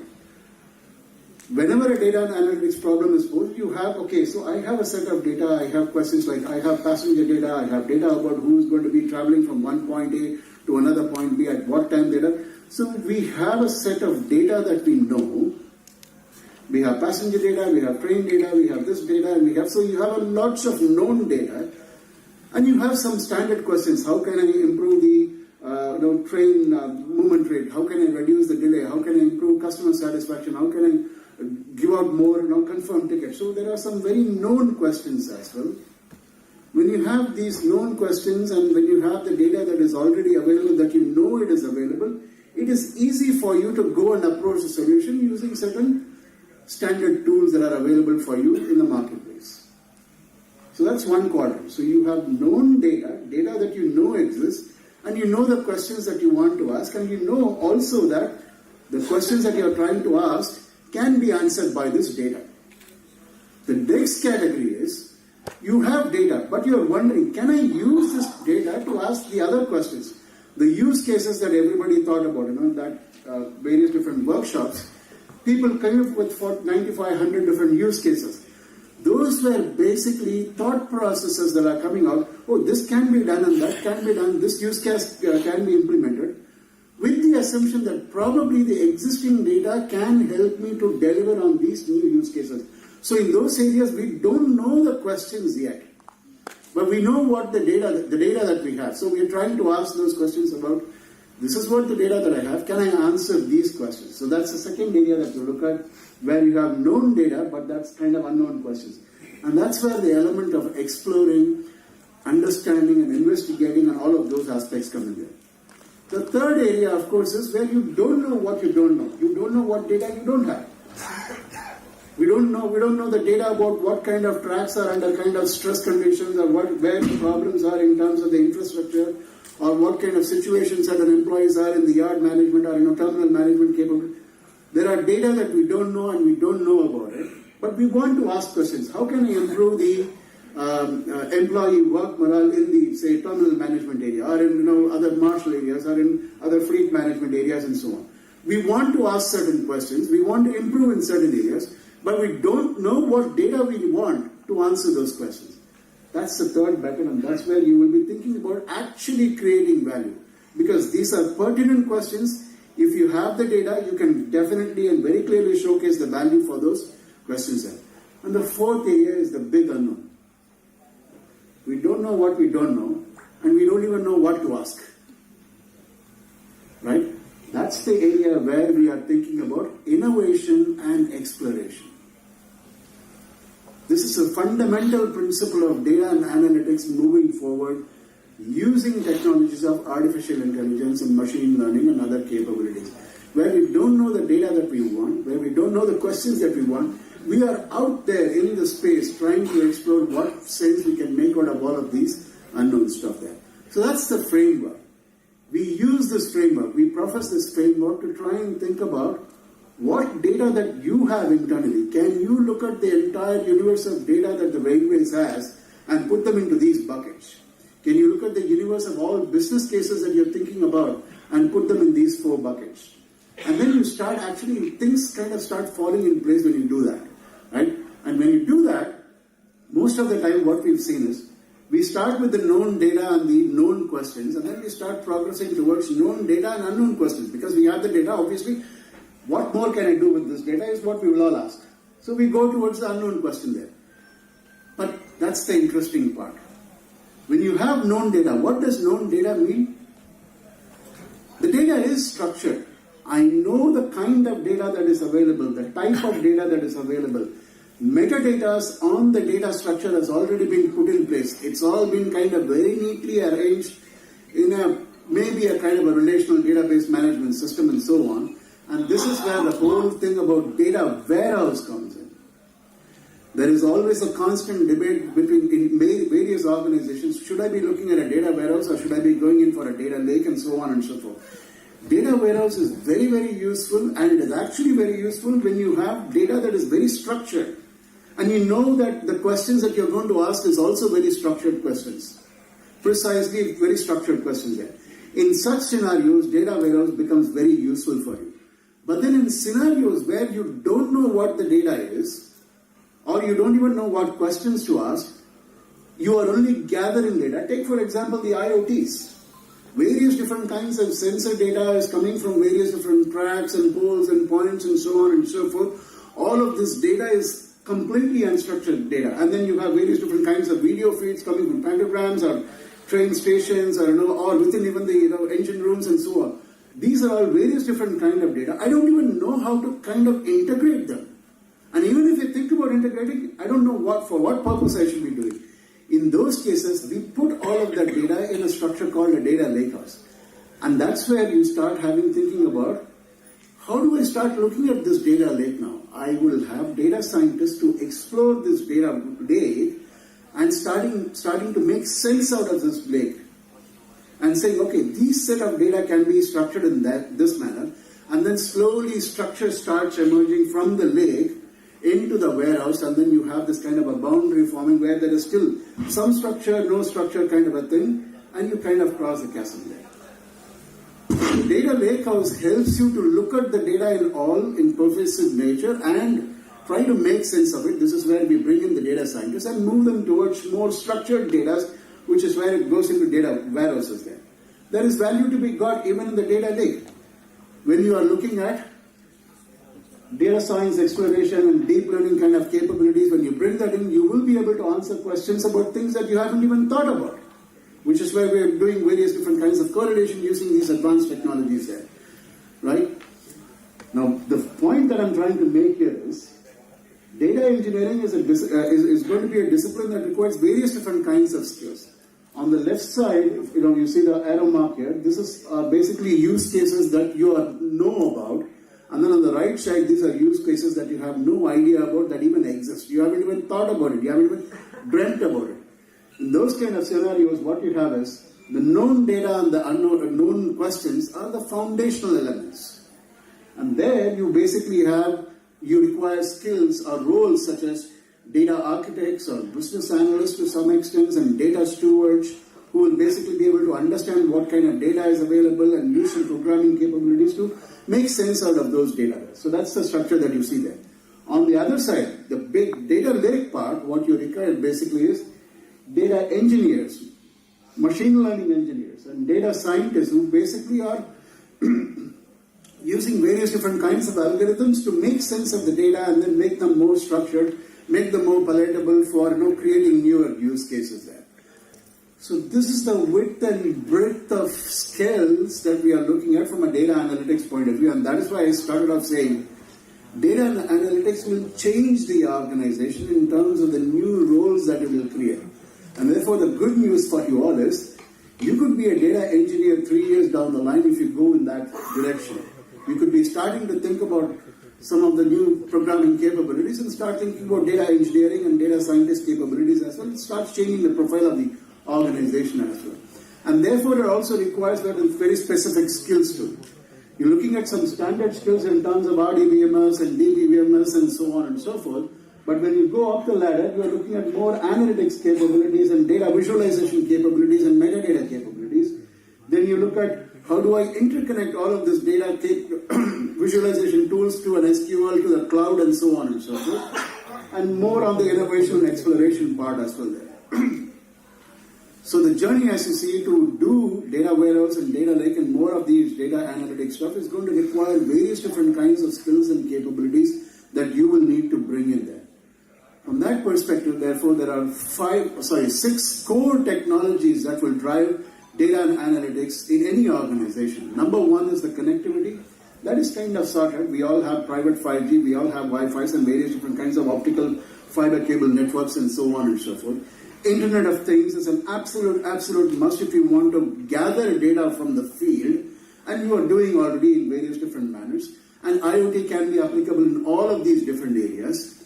AI and ML capabilities to create and develop and run these algorithms on the data sets to understand what the data is all about. AR and VR, augmented reality and virtual reality, will have a huge impact on how you bring all of this data and train your future workforce.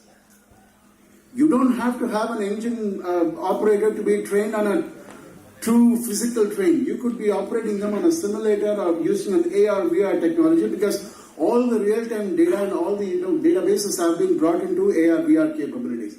And all of this is finally going to be run on the cloud platforms. I must say this, if you don't have cloud, this is going to be really, really tough. Yes, you can do things without cloud, but this is going to probably take you X number of years more or Y number of years more. But cloud is the foundation for bringing all of these capabilities together and make things happen for you. And at the core of it all, most importantly, you should not think of it as a secondary thing. It is built by design, that is cybersecurity. Data and analytics, who does data and analytics? Who has access to all of this data? Who will consume all of this data? And what is the hierarchy of all of this access management and capabilities is all built into the cybersecurity capabilities. So those are the 6 core technologies that I want to talk about, and quickly wrap up with some recommendations. So build your data and skills infrastructure model based on the structure that we just showed you. And you have to identify gaps. Basically, when you start looking at what you have, you will be realizing where the gaps are. And you have to think about a plan for skill acquisition, retention, and development. New skills are going to be coming in. You may be able to work with companies from outside, but the knowledge that they gain will also go away with those outside organizations if you don't have a strategy and plan to retain that knowledge internally, because that is what will power and grow the organization moving forward as well. And then, of course, you have to create an implementation and a roadmap plan and so on. But I want to leave with just one last slide here, which is the AI use case prism for transportation. This includes railways, but these are the various different kinds of use cases that are currently in practice across various different kinds of transportation elements, roadways, railways, and seaways and airways. These are various different kinds of use cases which have some kind of delivered business value for different organizations and are actually even feasible in various different kinds of budget constraints. So with that, I'll conclude my quick session. Thank you very much. We have time for a couple of quick questions from the audience. So, questions?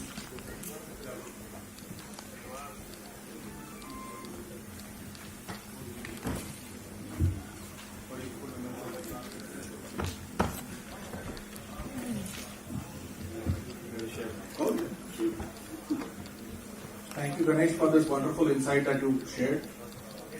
When you mentioned cloud, I believe you missed out, or probably it was encompassing fog, which would be required at for mission critical kind of communication and services, or edge cloud or fog, whichever one of them. So importance of that you can probably. When I say cloud, I'm talking about cloud which brings all of this data together centrally in one big area, and I'm also talking about edge connectivity, edge cloud as well, because without edge, cloud doesn't make sense, because that's where the data is going to come from, that's where the data will make sense and go into the cloud. So it is a combination of both, definitely, yes. Thank you. Sir, Sir, my question is that when you say cloud, is it a private cloud you are speaking about? Is it a public cloud you are speaking about? The question of private and public cloud is a discussion about an organization's appetite for risk. Right? It is not a question about cost anymore. Actually, private cloud costs you more in today's economics. Public cloud could be probably when you kind of deal with 3 or 4 different vendors, it may probably be more cost efficient. So it comes down to the point of what is an organization's appetite for risk? And do you have mechanisms, do you have fail-proof mechanisms in safe places to deal with those risks that you have identified? It is that conversation that will drive your decision between whether it is a public or a private cloud or a hybrid cloud. Some areas could be in public, so you would do a risk analysis and you will say, these areas are low risk areas, so we could go on public. These are mission critical areas, so these should be private. So we will have a hybrid cloud. That's the way you would be looking at it. Yeah, I think we had one round of applause for Mr. Ganesh Ram. And it was a very insightful session on the structure of data analytics and the strategy that insights that an organization could take. And once we have a strategy in place, let's move to the data side. And how does your data work for your asset management? So we have with us Mr. Kandukuri Raju. He is the transportation domain consultant with Travel and Transportation Hospitality ISU of TCS. A short bio of Dr. Raju. Dr. Raju has over 25 years of experience as a transportation professional. His areas of interest include railways, urban transportation, and special focus on assets management, customer experience, route alignment and rationalization, new revenue opportunities, demand forecasting, and intermodal for freight and people. That's a very, very wide spectrum of interest that he has. He is presently working on strategic initiatives in railways with a focus on aligning and contextualizing new and disruptive technologies such as IoT, analytics, automation, machine vision with AI and ML. May I now request Dr. Kandukuri Raju of TCS to kindly come on stage.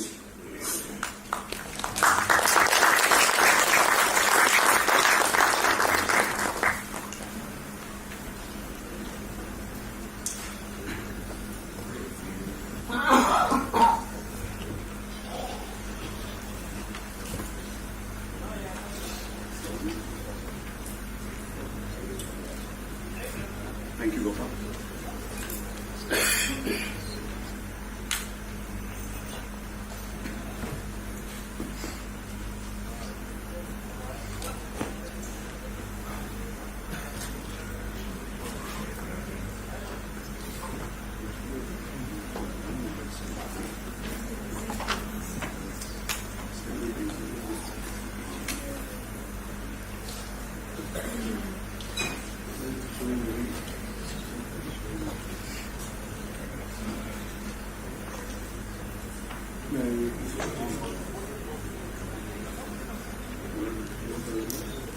Probably yes.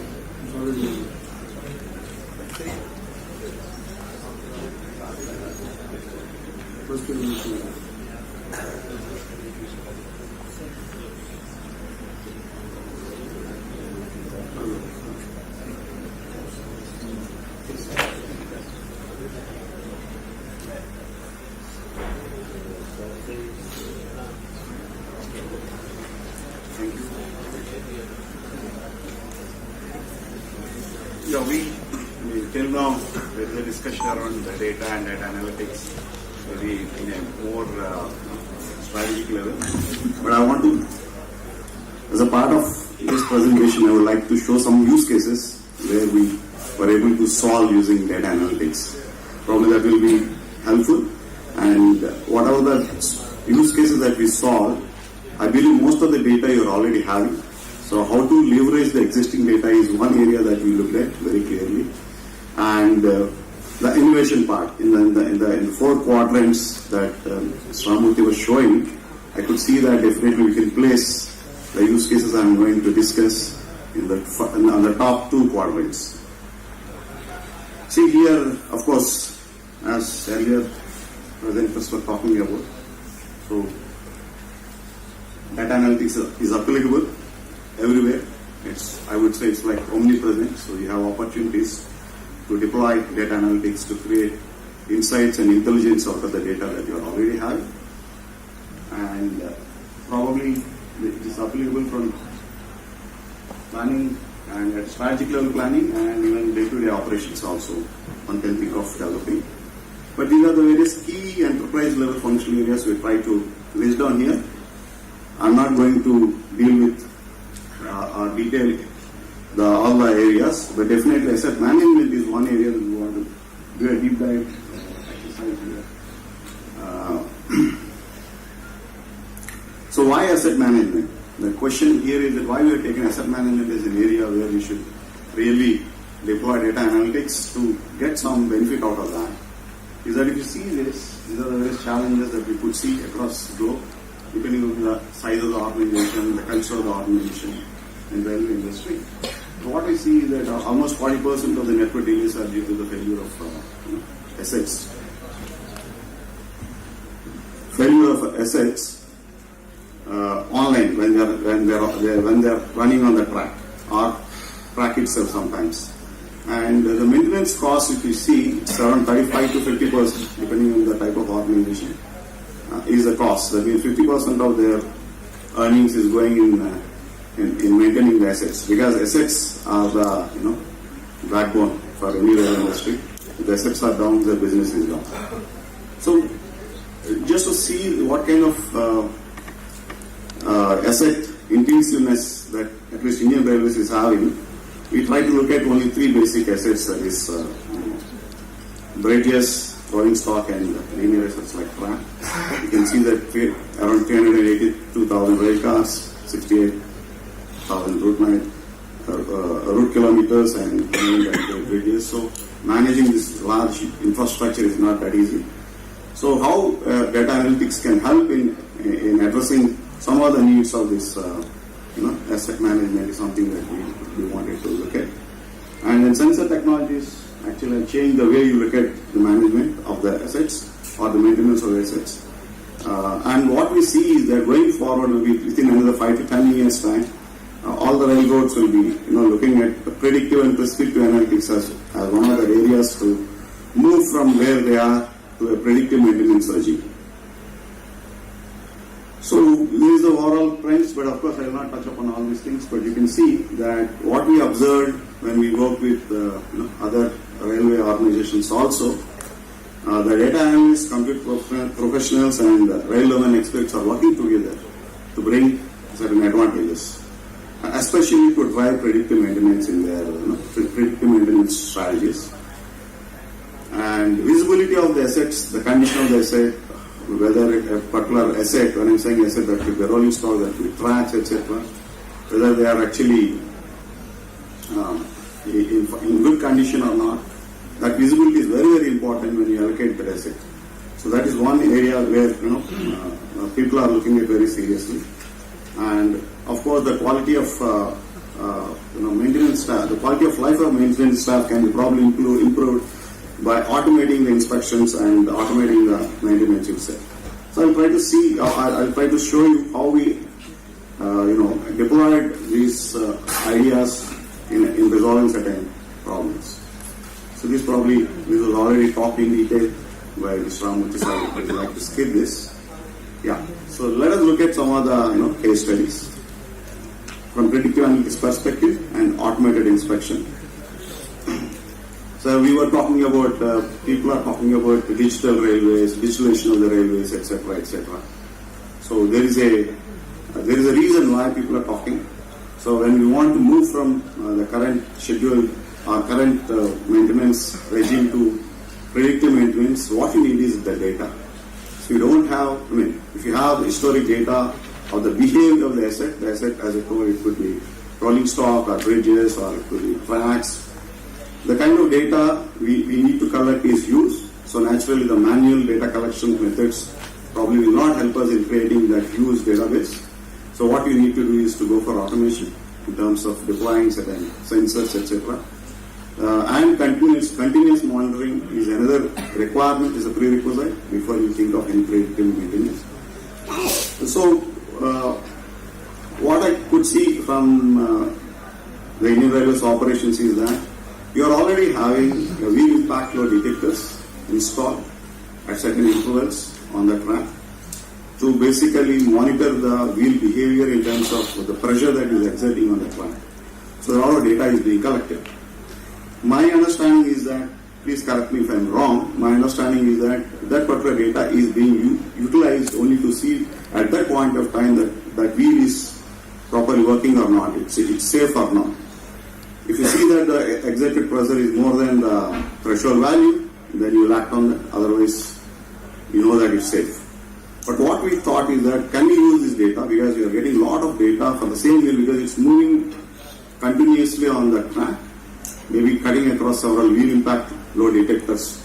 So a lot of data will be coming for that particular wheel over a period of time. So you have the historic data, how that particular pressure is increasing or dropping or whatever it may be. The behavior of that particular wheel in terms of pressure, we are having the data already with you. So can we use this particular data to answer certain questions? I'll try to explain in the case study which I am going to show.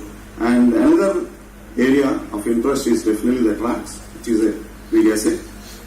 And you are collecting a lot of data, leveraging the geometry vans, where they will run on the track, they actually capture the parameters, health parameters of the track, and that data is being leveraged for your maintenance purpose.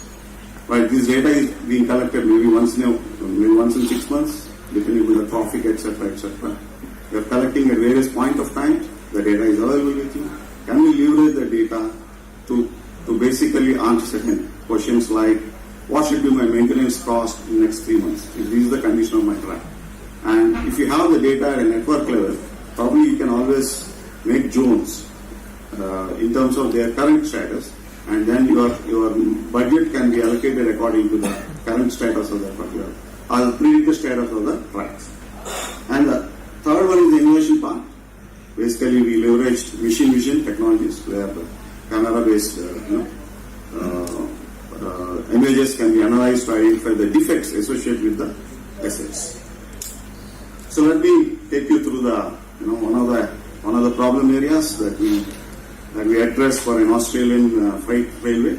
It's actually this particular rail company is the main business. 80% of the business is to move the material from mine to port and back to mine. So that's like it will be in one direction it goes in loaded condition, in another direction it will come in empty condition. So when it comes back in the empty condition, the wheel impact load detectors will tell that okay, there's nothing wrong with it, and it comes back. So they know that in the last trip, since it has come in an empty manner, so it is not giving me any problems. But while going from mine to port, it's slowing. So based on wheel impact load data of the previous run, if they take a call, then there are some observations that it was failing when it is loaded. The wheel is failing when it is loaded.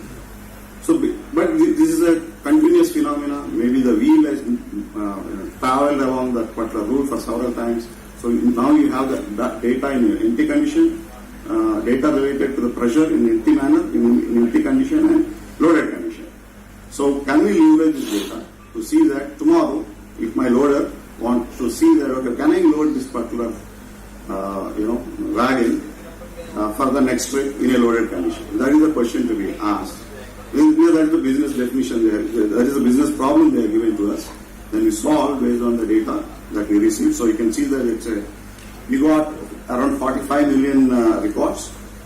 We observed that some of the records are some of the data is not correct. That means the data that we are getting from the sensor is not 100% correct. That means sensors are giving me some wrong data as well. So because we are talking about data analytics, that means my data should be clean. So that is one challenge that we could see. But however, we try to develop a kind of a model to predict whether my next trip will be safer or not for a particular wheel or for a particular wagon. So when we did that analysis, what we realized is that our accuracy level is around 90%. So 10% deviations are there, definitely. So based on this, probably we can't take a risk of just depend whatever the result that my predictive model is giving me, I can't depend on that. So what I need is maybe an additional data like other sensor data like the ABD, acoustic bearing detectors. So there are around 17 and odd detectors that railway industry is talking about. So you have to collect the data of all the detectors and see what best can be derived out of this. But this is one of the problems that we solve. But what we can the overall benefits probably that railways can achieve here is that the timely maintenance of the wheels, because you are able to predict. So naturally, you know that this particular wheel is going to give you a problem, and that can be addressed immediately before it fails on while it is running. And these are various data attributes that a typical wheel impact load detector generates. And for this particular purpose, we leverage the data points which are highlighted here, around 17 data labels that we have taken. And of course, a lot of analysis has gone into it before we identified that interdependencies, what kind of correlation they have. So after that, this is the kind of exercise that we have done, and as you see, these are outputs that we have delivered to the customer. And the second one is predicting the degradation of track geometry. So of course, when we talk about track geometry, the three parameters we looked at the dip, surface, and the cross swell. So whether my current track is within the limits of those track parameters or not, is something is what was modeled. So of course we developed 3 or 4 different types of models. So these three models have given us some level of accuracy. So when you develop models also you have to see that which model is actually giving an accurate result. So whichever is giving the best result that has to be taken into consideration. So in this case also, I believe you are having a lot of data because you are always running the track geometry ranks on the track and a lot of repositories already there with you. So the idea here is that why can't we leverage that particular data to achieve certain benefits. You can see that how it will help in railways. So detailed view of track condition, at a network level you can see what kind of condition the track is having. Maybe zone wise if you want to see, you can see that also. But it should be done at all the data which are collecting from each inspection has to be consolidated and should be shown at an integrated output. Then you will definitely have that kind of view, and it will help you in capital and maintenance plans and budgets, as I was discussing earlier. And of course, you can always review the career phase. Yeah. So that is all about the prediction part, which we were able to analyze. Of course, we have a lot of use cases in mind, which I am not showing right now because of the time constraints. So we have actually collaborated with one of the divisions of railways only in actually doing a kind of a bridge inspection leveraging machine-based vision technologies. So currently what we could see is that the bridge engineer walks along the bridge and he makes note of the various defects associated with the structure as a part of his regular visual inspection. I think this happens once in 6 months every year. That means each bridge has to be inspected twice in a year. Like you can imagine the number of bridges you have. So the kind of manpower that is going into it, and the time that we will be spending on that in the field, and the safety is another area that we could see that because sometimes the bridges are very tall, people are hanging from the girder and then watching if there are any problems, etc. So the idea was that can we leverage a drone fitted with camera which can actually capture all the images. 360 degrees view of the bridge can be picked up. If I stitch all the images together in certain routes, taking the GPS coordinates of the images, then I will be able to develop a kind of a 3D model. One is the 3D model, and the second one is that I can basically deploy certain image analytics on top of the images that I am capturing, and then identify if there are any cracks. If there is a crack, then what is the length of the crack, what is the width of the crack, and what is the location of the crack. Even that is possible to do. So I'll show you some of the pictures what we have done. This you can see here. So this is the first step generally in image recognition is that to identify the various components of the object that you are seeing. So here the component is a pillar. You can see the pillar identifies the system, and the girders identify the system.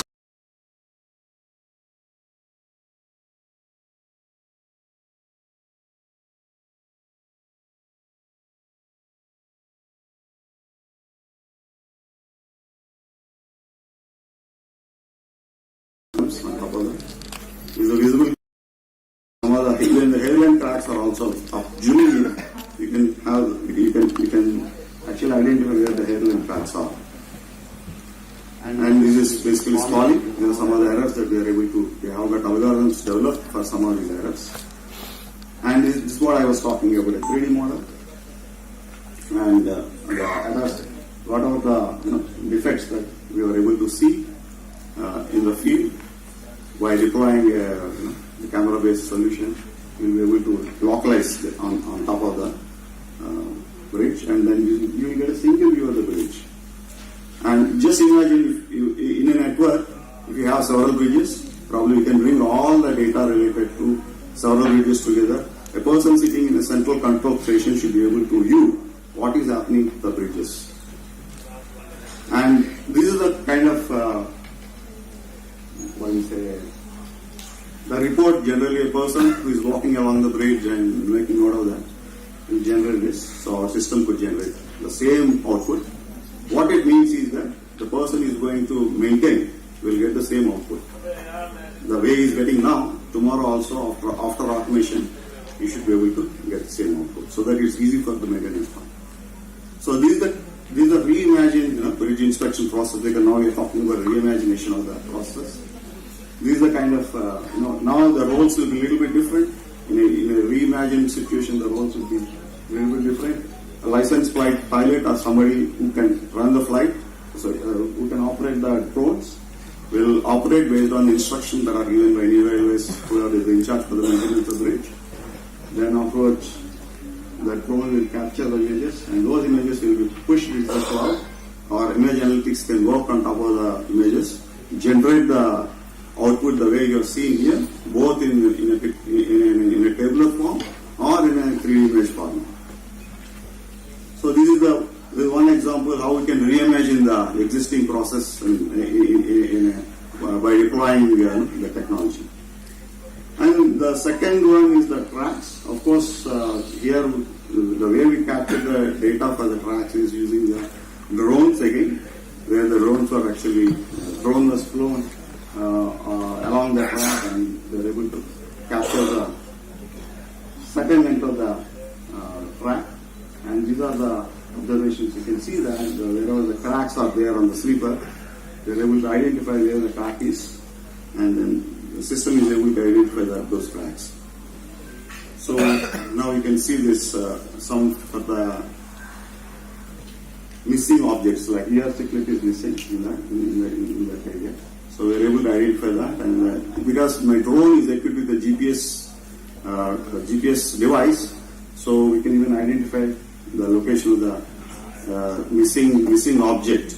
But of course, you cannot expect very accurate, and maybe the accuracy will be plus or minus 1 or 2 meters.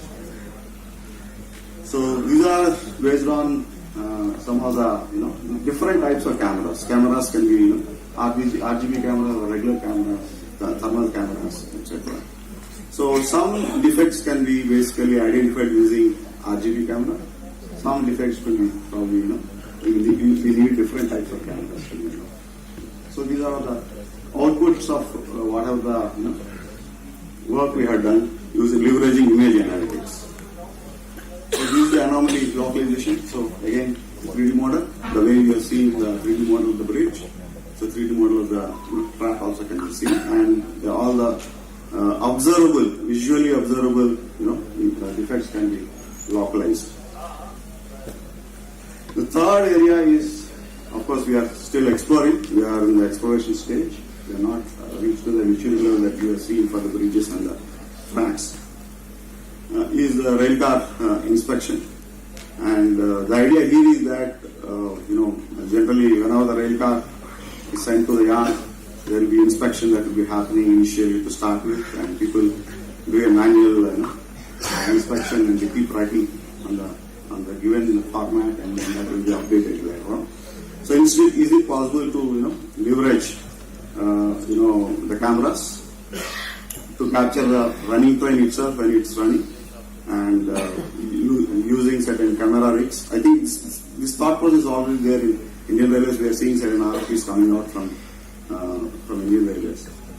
So what we did is that we try to develop a kind of a design for what should be my camera rig to capture the image itself. So when it's running. So this is the kind of setup that we have visualized for cameras and speed sensors, because the train, when it moves with certain speed. So the speeds could be varying from train to train, and while it's traveling also it could be varying. So while capturing the images have to be properly synchronized in capturing synchronized with the speed of the train. So we need certain sensors to do that. So we did the conceptualization of this, and we were able to, with the help of some kind of officials from Indian Railways in Hyderabad, we could capture the images of the running train. And what we were able to achieve is the identification of the objects. So my algorithms are able to identify the objects with the bottom part of the rolling stock. And of course, currently we are not able to develop any algorithm for defect identification, because we don't have any images to train the model. So if you can get that kind of data, probably as a next step, we'll be developing those algorithms as well. And again, the reimagination, the way you are doing right now, and the way, probably the optimum way to look at the overall process is this. So where we can, the smart, nowadays the new coaches are able to generate certain data, so the data can be captured, and by basically by putting both image data and the data which is coming from sensors, we're able to deploy certain data analytics. We should be able to identify what the current problems are, and we can even should be able to predict the futuristic problems also. And a centralized control station like Asset Intelligence Center should be able to identify in the entire network which particular train is having problems on a real-time basis, and should be able to guide the next steps. Okay, so this is probably my last slide. So where we see that there are certain challenges. So when we did this kind of analysis, what we realized is there are really big challenges are there, but there are certain solutions around it also. So one of them is definitely data security, as Mr. Ramurthy was discussing earlier. So we should have the cyber security principles have to be incorporated when you are designing the entire system. And poor data quality, as I told you, though we talked about the sensor data which came from wild wheel impact load detector, what we realized is that almost 20% of the data is actually throwing the zeros. So we'll have to see that how this particular data, poor data quality can be eliminated from the while capturing the images, while capturing the data, and of course the correlations. This is where the domain experts' role will be very significant. Sometimes when you do the correlation of the parameters, so it's one example our professor used to tell us that when you have more number of the accidents are increasing, when you have more number of temples constructed. Strictly speaking, these two data points are two different things, no correlation between. But when you really put it in a statistical formulation, it will tell that if you construct more temples, there will be more accidents. So that kind of conclusions you should not arrive at. So that's where the domain people will be very, very relevant here. Huge volumes of data, variety of data, because creating a big database is a big problem, and that needs to be looked at. So big data principles in design has to take into consideration. Skill sets and stringent regulatory compliance requirements, because railways they have highest degree of compliance requirements. So sometimes automation probably may not meet all the requirements, but we'll have to see how we can, maybe over a period of time, and initially it may not be matching with the requirement, but over a period of time, when the system starts learning new observations, then it will improve over a period of time. And data ownership, because a lot of data is getting collected, but what we realized is that this data is being collected by OEMs, and in most of the cases, the railway, the actual railway organization doesn't have control on the data that they are collecting. But that's a big problem. So if you don't have control on that, analytics is the next impossible. So these are some of the challenges that you could see overall.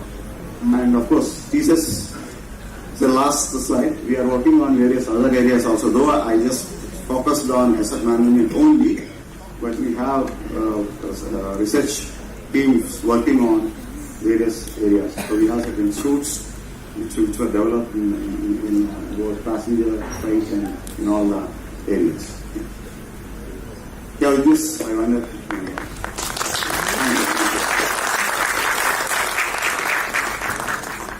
We have time for two questions. I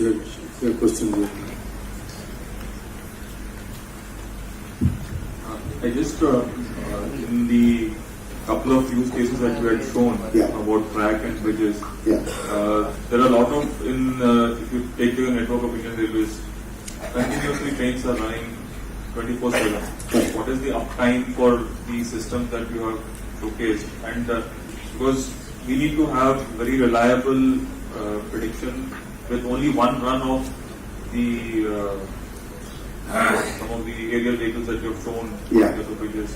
So what is the speed at which you are able to capture and process? So the speed of a drone is around 20 kilometers per hour. And if you have to, where we need something, where we have to stop the train is that when it's capturing the top view of the bridge. Let us say the bridge is the bottom part of the bridge, like pillars, girders, etc. You don't need to stop your operations. But whenever we want to capture the top view, then there will be a problem. In the sense, because there will be an interference of train moving and the flight of the drone. But otherwise, it will actually offer a lot of advantages compared to what you are doing right now. And that is one thing. And for the prediction purpose, why I was focusing on automation of the inspection is that for prediction purpose, you need a lot of data for a period of time series data you need. Currently, we are using it to understand what is the current condition of the asset. But if I have this data for 10, let us say for 10 inspections, we have the data in a digital format, in a structured way, in a proper way. Then what happens is this data can be leveraged to develop your predictive models. So that's how one can move from where they are to the predictive regime. So that's not an appeal for bridges, it's appeal for any asset. I don't know whether I answered your question or not.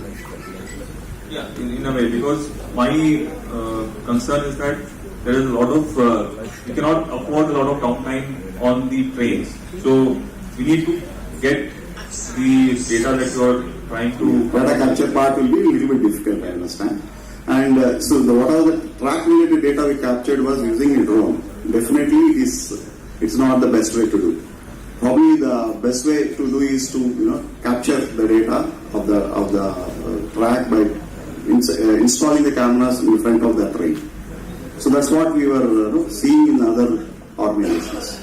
In some other, for instance, in the case of US, their BNSF is experimenting with that particular setup.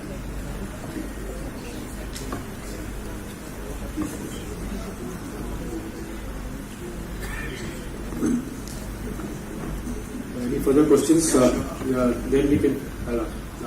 Have you also explored UAVs for capturing data?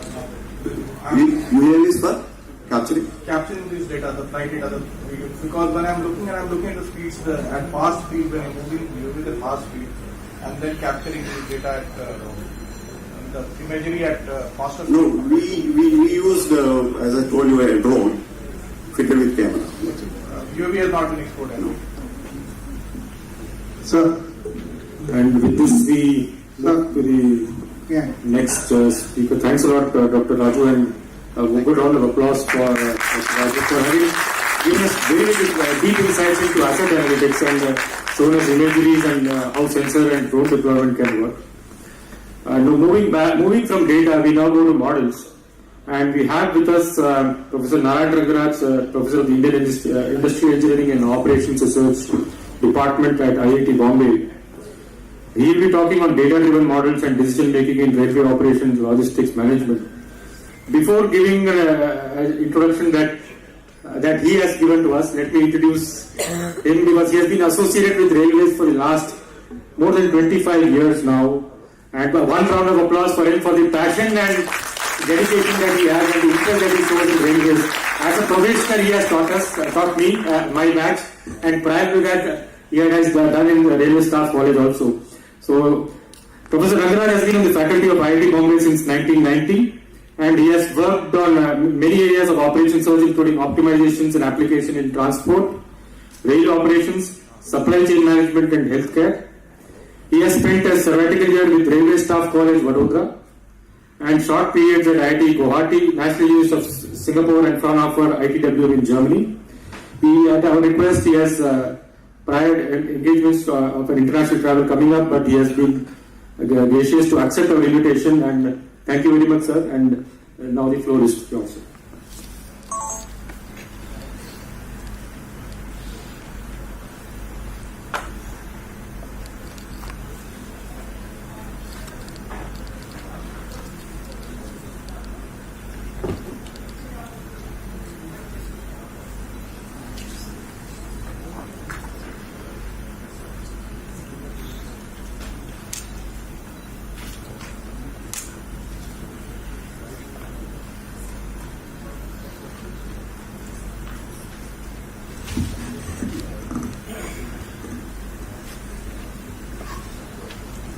Thanks very much for the introduction and also for the invitation to come here and participate in this fairly exciting event. As Gopal Krishnan said, I have a long association with Indian Railways and even before 8 years and even I hope for the rest of my career. So I must try to keep within a frame where I make it worth your time, do justice to the time that you are giving in hearing this. Because basically I'm a fan of Indian Railways, so almost anything that Indian Railways does is interesting to me, and I sometimes just enjoy it. But I should try to give some professional value. So I was interested to see that unlike my industry friends, our things are not confidential, they are open to everybody. In fact, we try to teach as much as possible to as many people as possible. So please, anyway, this is a knowledge sharing session anyway. So I would like to speak very quickly about one exercise that we were involved in during 2020, which is the construction of a network-wide timetable, not the entire network obviously, but the large spine of the Indian Railways, the Golden Quadrilateral plus diagonals. It was a very, very interesting exercise, and it happened to be during my second sabbatical year, which I did not plan to spend with Indian Railways, but I wound up spending with Indian Railways because it was the COVID period and there was nothing to do but work with Indian Railways. In fact, we spent almost all the time that we had with the team from Indian Railways. So that was very nice, great opportunity. A very quick look at suburban timetabling and something on freight supply chain and the role of Indian Railways. I must very quickly acknowledge a very large number of colleagues at IIT Bombay. In fact, I am speaking on behalf of the sort of academic community. There is a huge amount of goodwill and interest in Indian Railways from the academic community and in fact the world outside, which I hope Railways would like to make use of. Colleagues at IIT Bombay and particularly my colleague Madhu Belur, who has been part of my team, our team for the last five years. The Indian Railways family, including Railway Board, Zonal Railways, CRES, RIDES, RDSO, Concor, extended family, and students and project staff over many years. Okay.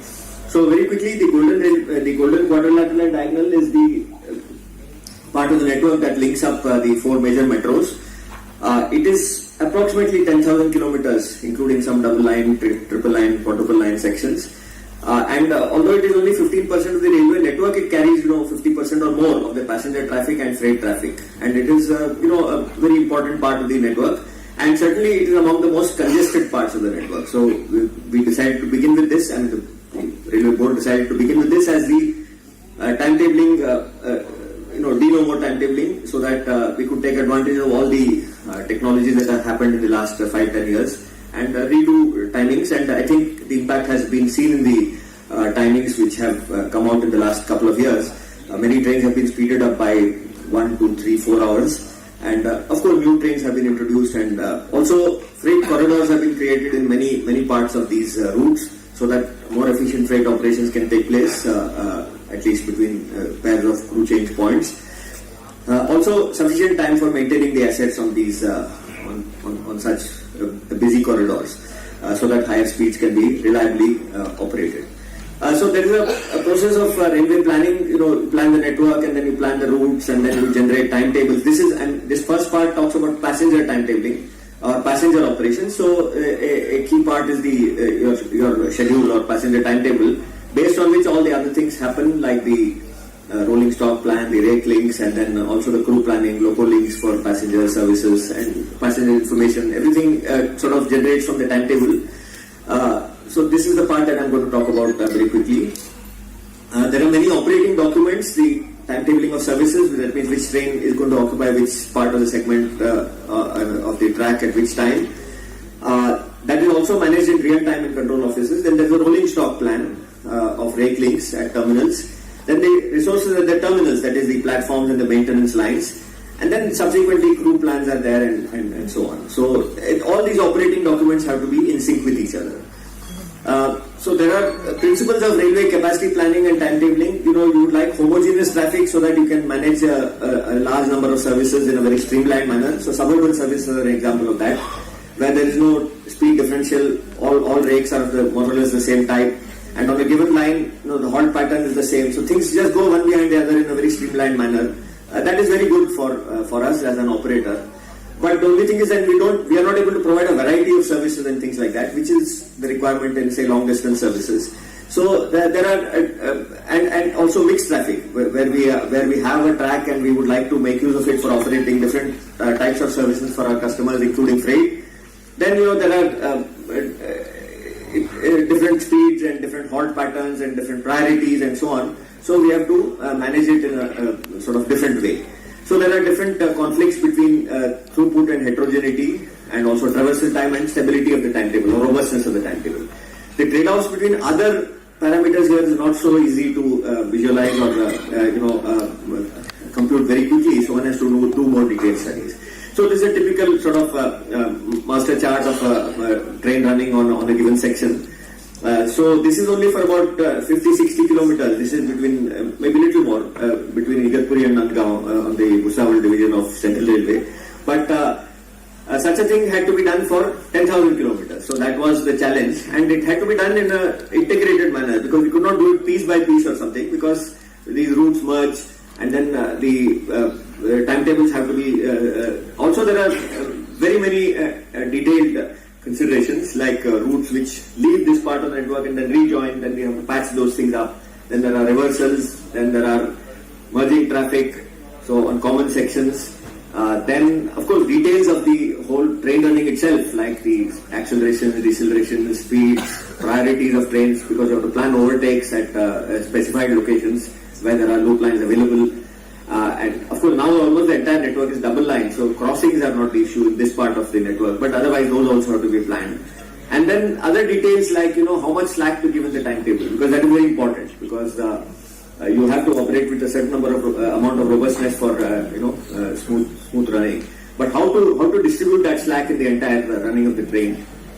And then even technical details like what is the right rounding constant to use when talking about speeds and timings. So right now there is a tendency to round off everything to the next minute. Actually, if you just do that in a very simplistic manner, you lose 45 minutes even on the Bombay-Delhi section. So that much, just by rounding up sectional running times from seconds to minutes, if it takes 3 minutes 45 or say 7 minutes 40 seconds to go from one station to another, you will take it as 8 minutes. You note it as 8 minutes in the timetable. If you keep doing that, you will lose 40-45 minutes just in one route. And it could be even longer more in the more busy routes. So just a question of rounding of what unit of measurement you use to construct your timetable, you could lose 5-7% of your operational efficiency in what you could achieve. So even computing times in Bombay, even 15 seconds matters. Western Railway working timetable has even 1/4 of a minute noted in some parts where overtakes have to be planned.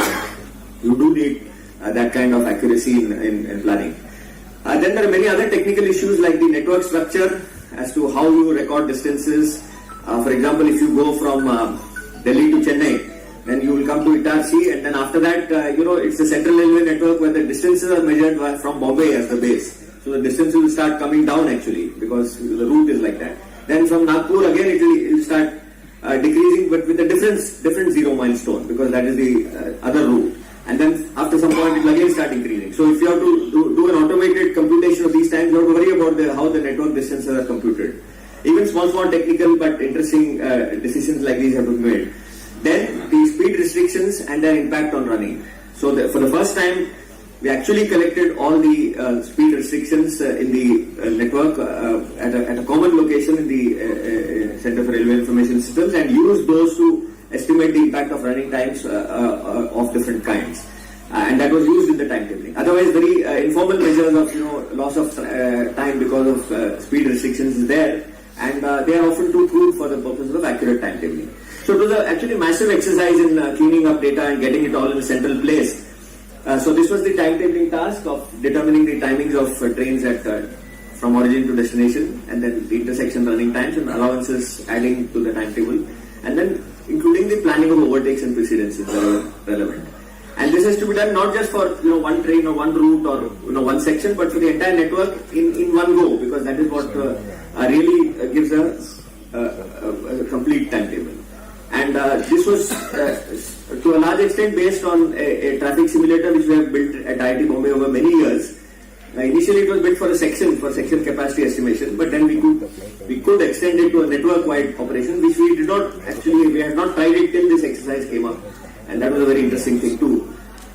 So we really enjoyed the task, and we worked quite hard with Chris and so many zonal railways and the railway board for a period of about 8 months in 2020, and that was a very interesting exercise. So just as a background, this took quite a long time to, the simulator itself started in 2000 with Irisat Secunderabad, then we did some work with rides, then we did some modeling on suburban railways, then we did something with RDSO also, and then we did some study again with the Allahabad division with rides. We contributed a white paper on timetabling perspectives for Niti Aayog, and then we have done some studies on terminals and junctions also. That still remains a very technically challenging area. So there is a lot of detail which goes into this. These are some of the inputs and outputs, the section details, train details, at a sufficient level of accuracy for timetabling. I am not saying that we are doing second by second and we are not computing energy consumption and so many other things which could be there, but for the purpose of timetabling, the running of a train is modeled with sufficient accuracy to get valid and conflict-free and efficient timetables without too many gaps in between. We try to push as much as possible. And the major outputs are the traversal details, the end-to-end traversal times, and the master charts in the format that the CRIS system which has been developed for use by the zonal railways, and then various reports. As a result of this exercise, we could develop newer reports which people were interested in to know what are the hotspots where there are congestion, what are the areas where there are merging traffic, and therefore we need to back calculate which are the stations which are the destinations where we are arriving at very inconvenient hours, so we may have to make some suggestions for retimetabling and so on. So there are a lot of locally usable and system-wide usable reports which could be designed, and I mean this is still a lot of potential is there in this. So there are several objectives of this exercise. Of course, the main thing was to provide better timetables, faster run times, rationalize halt patterns. This part we didn't do, but this was done separately. And our task was to, given a certain proposal, generate feasible and valid timetables for the entire network, and this went through 2-3 iterations. Now, 2-3 iterations at a network level was not possible earlier. You used to have a yearly conference where 1 or 2 proposals for each train would be discussed, and that was it. Then it would be run for a year or so. This time we could actually go through multiple iterations based on back and forth discussions because it was done online, because we had to come together in a virtual environment to do this. So there were 12 zonal railways as part of this golden quadrilateral and diagonals, and several divisions, almost 20 divisions. So we could actually iterate multiple times and get at least a draft timetable. And so the whole thing actually could be run in about 45 minutes, the actual construction of the timetable. Of course, the data preparation for it would take 2 weeks or more for every iteration, because there's a lot of detail in it. But at least we demonstrated that technically this is possible to do. I think this is for the first time that data has been aggregated and used collaboratively, not just by a corporate level, but by several users on a common database, at this scale. So we all had our role in it. IIT Bombay had zonal railways, railway board, CRIS. So we all had different parts that we contributed to this, and I think it shows at least one way of working towards such outcomes in future also, perhaps. So this was a very interesting exercise. I'll now talk for just 5-7 minutes on some other issues. As the other speakers have also said, there is a huge range of possible interesting applications. I would like the perspective to give a very top-level roadmap, but it is a combination of things, as Gopal Krishnan and others mentioned. So I would definitely be happy to participate in many of the pieces, and maybe with that insight one can even contribute to the town plan or whatever language we use. So all of us have an interesting role to play in this thing. So I'll just talk quickly about the Karjat-Lonavala Ghat section, the hill, not hill, but the Ghor Ghat between Bombay and Pune. So that's just about 30 kilometers, but it's a very crucial part in the network. It connects the northern part of the country with some parts of South India and central part. And of course the port area, JNPT with central and eastern India. So that is a very, it's a bottleneck section with a very interesting characteristics, those who have traveled that section. One of the old lines actually. And it's got, different, the line is actually a 3-line section, built over some years.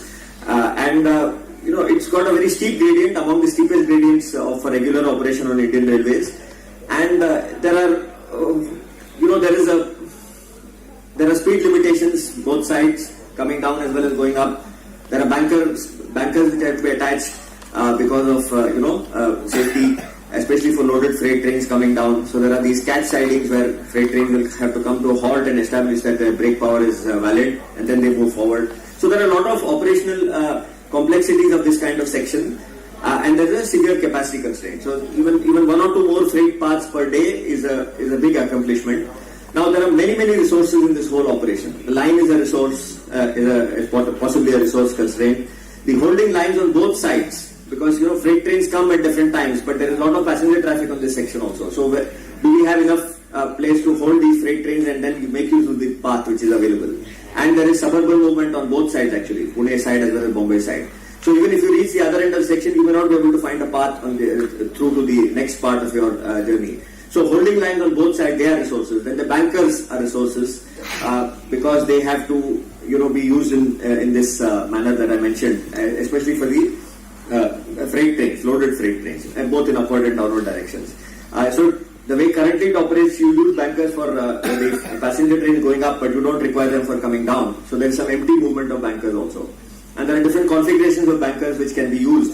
So how best to use them. So we have done some sort of system study of what is really the bottleneck in terms of generating more paths through a fairly detailed simulation study. So at the very least, one can reduce waiting times of freight trains. So right now, our tentative conclusion is that increasing some bankers will lead to more freight paths in the short run. And that is encouraging because we don't have to construct another line or something. Bankers are also expensive, but at least it's less than constructing another line or something. Because right now, even if a path is available, you are not able to make use of it because of the banker limitation in terms of how they are deployed. So this is the kind of study that can, and see, in a interlinked system with many resources, almost all resources will be bottleneck resources at some point. Nobody would like to over-invest in resources, and in fact, it's not good to have too many resources of anything, including crew. So the system adjusts itself that almost all resources are in keeping with what is required. So it is not very clear which is the bottleneck at a given point in time. So they all have to grow together, and some resources are chunky investments which are valid for a long time. They come at different points in time. So the given system, it is not very clear what is the where exactly the shoe is pinching. So this kind of system study needs to be done from time to time to keep us going. Just a slide or two on suburban operations. Since I am from Mumbai, so we could do a sort of based on the periodical event scheduling problem framework, which Gopalakrishnan pointed me to, and also is quite aware of. So it's because suburban operations are like our metro operations. People are more worried about the frequency of service rather than precise timings, and there is no time to delink the terminal movements and the rate linkages from the timetable. It has to come in and go out. There's a flow which has to be maintained because the incoming services during peak hours are so many that there is no place to stable them, or there is no delinking of the outgoing service with the incoming service. They just have to be in sync with each other. So in a sense, the entire timetable has to be done in one shot. There is no 3-part thing that you plan terminal movements and then you plan maintenance lines and then you plan timetable and then somehow piece them together. Here it all has to be done in one go. So that is quite a complex thing, and there are very specific constraints at the platforms, at the terminals, CST, etc. So we could do this, that we could actually save 2 rakes for current working without any drop in reliability. But of course it requires a reworked timetable with reworked through links, reworked terminal assignments. So it can be at least explored, and it can also be used for the temporary timetables which are generated every Sunday or whenever the maintenance blocks are used. So this is one thing which we could do. Just a slide on crew. that we could do something with Central Railway and Western Railway in different parts of their services. Central Railway for passenger services, Bhusawal division for freight, and Western Railway for suburban services, where we are trying to model duty rosters following all rules of crew deployment. And improvements seem possible from 5 to 12%, and more than that, the ability to test out new models of crew deployment, because this is also an evolving situation. As the speeds of trains grow, you would like to increase the beats of crew deployment, you would like to have new crew bases, you would have to have different linkages. So these things can now be evaluated using a tool before you try it out and things like that. So the advantage of using data-driven models and so on is that you can actually try out what you want to do before you actually put it in practice. So Gopalakrishnan used the words digital twin. So this is not in the full sense of the live sort of duplication of all resources or something, but in a simulation model or even a mathematical model, it gives you that flexibility of conducting lots of interesting analysis offline. Last one is the freight analysis. There are a huge number of interesting issues and impactful work possible. So we have studied some movement of cold rakes, closed circuit movement. We have done some supply chain analysis with cement shippers and finished steel products. We have studied some routing options for coal movement in, with examples of Lucknow division, Nagpur division.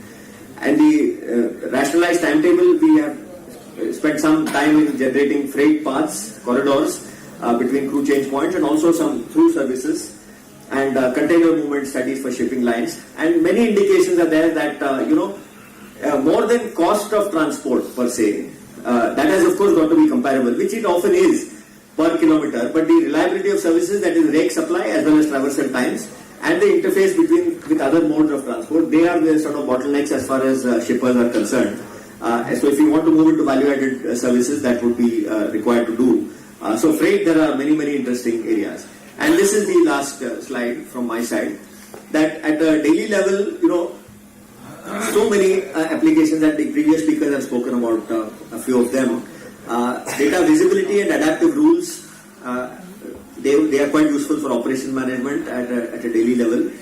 And analytics, in the way that I understand it, plus optimization is very useful at a tactical level, for example, timetabling, and at least one small measure of success, we could try something during 2020, 2021. And if you aggregate data and you do simulations and scenario analysis, that is actually very useful for strategic decisions like network planning and so on. And I think we do need a replacement for the long-range decision support system which Indian Railways had. And today's world, it would be much, much more enhanced and productive, because the technology is so much better than at that time. But we need to invest in this. It should not be an outsourced thing. This is a core sort of business analysis tool which a railway company or railway organization should have. So I hope that they would think in that direction. And for commercial and business impact, I would say that Indian Railways should be a supply chain partner in the true sense, and sort of get into sort of two-sided contract definitions, not just cost of their assets, but also the impact on suppliers, their shippers' assets in terms of providing service levels and service guarantees. So just to summarize what has worked, in my experience at least, is that some sort of teamwork between domain specialists and solution consultants in this domain. It's a very specialized domain. Even the big companies, if they want to make an impact in this domain, apart from generic technologies, if they want to really make a business impact or a process impact, they have to dedicate teams for it, which is what happens. I mean, even SAP would have domain specific application teams and so on. And in this domain, there is no question that it has to be grow inside out from the domain outwards. And long duration efforts with sustained technical interest really can work. Data driven by sound decision making, that is the data collection and the definition of the data and its storage is driven by decision making requirements. And as was mentioned, it opens up new possibilities also. That is also possible, and that we are seeing. And some joint investment and planning with supply chain partners. So this, I am very enthused by the remarks of the minister and the railway board people who spoke, and this thing that indeed the possibilities are extremely, what shall I say? There's a lot to be done, and it's just a question of, it's not whether we should do it or when is the right time. The right time is now, and It's just a question of forming the teams with interested stakeholders and moving ahead. That's my summary of what I'd like to say to this audience, and thanks for hearing me.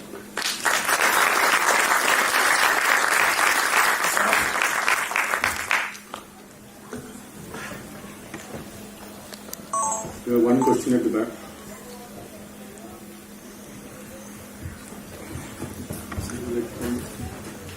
Good morning, sir. Good morning, sir. My question is that we keep on changing our technologies with respect to loco speed or track renewals that we have. So, do you have the scope of revamping the model that you brought in the zero-based timetabling? Of course. Actually, that is the fun of the model. That it has everything parameterized, and it's just a question of updating acceleration, deceleration, speeds, whatever technology. Almost any sensible operating parameter, because that's how it is. Things keep evolving and changing. So almost any, this thing is not hard-coded or anything, in the sense that would be the list of input parameters. So almost anything can be introduced into the model with very little effort. The effort is in fact in validating the new parameters that you would like to bring in. Running the model itself with new parameters, it doesn't take time. It's just... So, sir, it is not like once the model has been made, it can't be changed or... Not at all. That is the fun of the model. That is the fun of a digital model for something.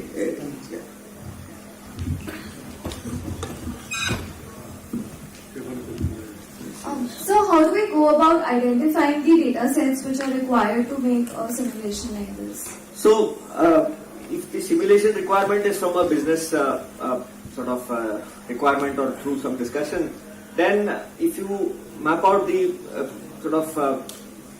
parameters, if you map out the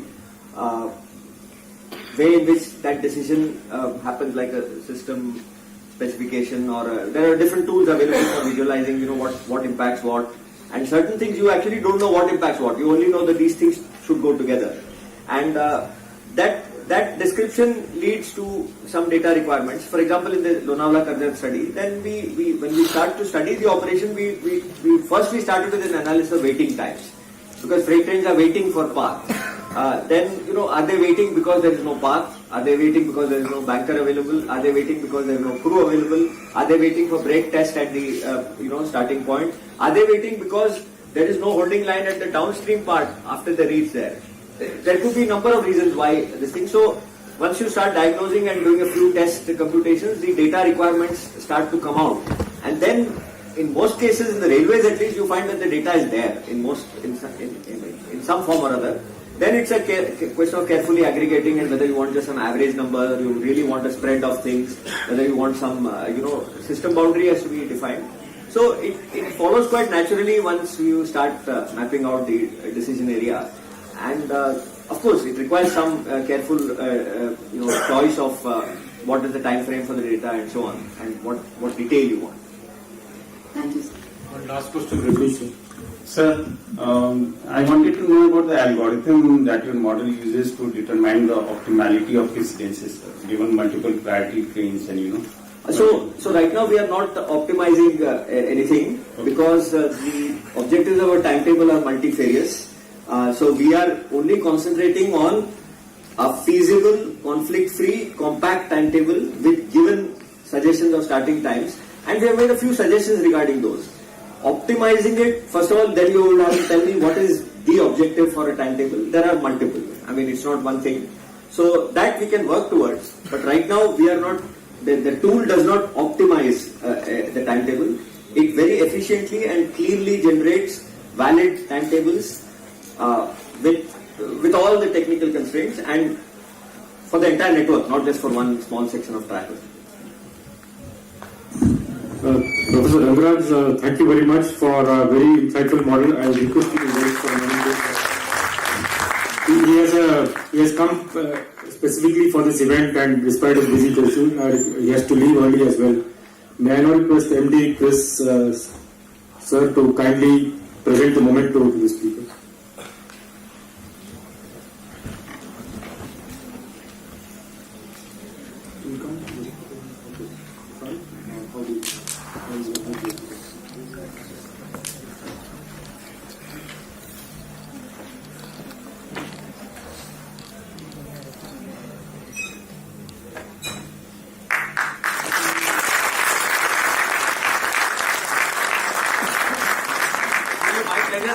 on even without this, but this has it's great. Thanks.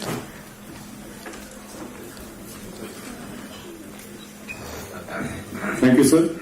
Now we move to the analytics consumption part. First from the within the railways, and then we move from industry experience as well. We have with us the first next topic is analytics for continuous improvement on Indian Railways. We have with us Mr. GVL Satyakumar sir, and he has a very rich experience and in the railway sector, and he's 1991 batch IITS officer. He has a BTech in Electronics and Communication Engineering from IIT Madras, MBA from the Melbourne Business School, University of Melbourne. He has worked in railways in operations in the southern railway divisions of Bangalore, Palghat, Madurai, and also in the East Coast Railway Division of Volta. He has been Chief Freight Marketing Manager over Central and Southern Railways, Chief Safety Officer, Southern Railway, and recently was the Divisional Railway Manager for Mumbai Central Division of Western Railway for 3 years from November 2019 to October 2022. Apart from his multi-various specialties, he has worked in the Finance Directorate, also as Director Accounting Reforms. He was ED Perspective Planning, and now is ED Strategic Planning and Implementation. He has also worked outside the railways as the Deputy Chairman and Acting Chairman of the Deputy Vizag Port Trust from 2009 to 14, and also the Chairman and Vice Chairman for CI Vizag Chapter for 2 years. He has a very big passion for data analytics and data-led governance. Thank you, sir, for coming, and you can start your presentation.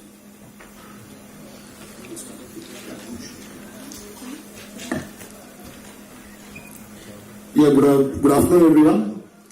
Thanks, Gopal, for the introduction. Actually, let me just start off with my interest with analytics. In fact, in the morning we all heard the minister mentioning about how we need to revamp these legacy systems.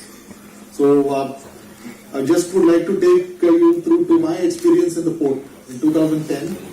Vizag Port, it was established in 1933, and just like any other port from 2001 to 2007, it had the #1 position in terms of the throughput in the country. It was the largest port by volume. And the management of the port is something similar to the management of the railways. In fact, railways and ports were integrated together for a long time.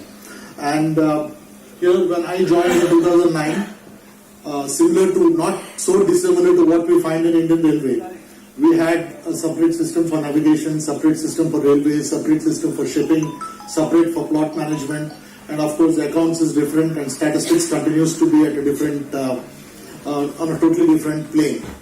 And here the decisions had to be taken. #1, you could find very easily, because coming from railway background and counting every wagon, we would easily find that a ship's waits at the anchorage, whereas you find that there is a stock which is available, and the berthing plan doesn't match.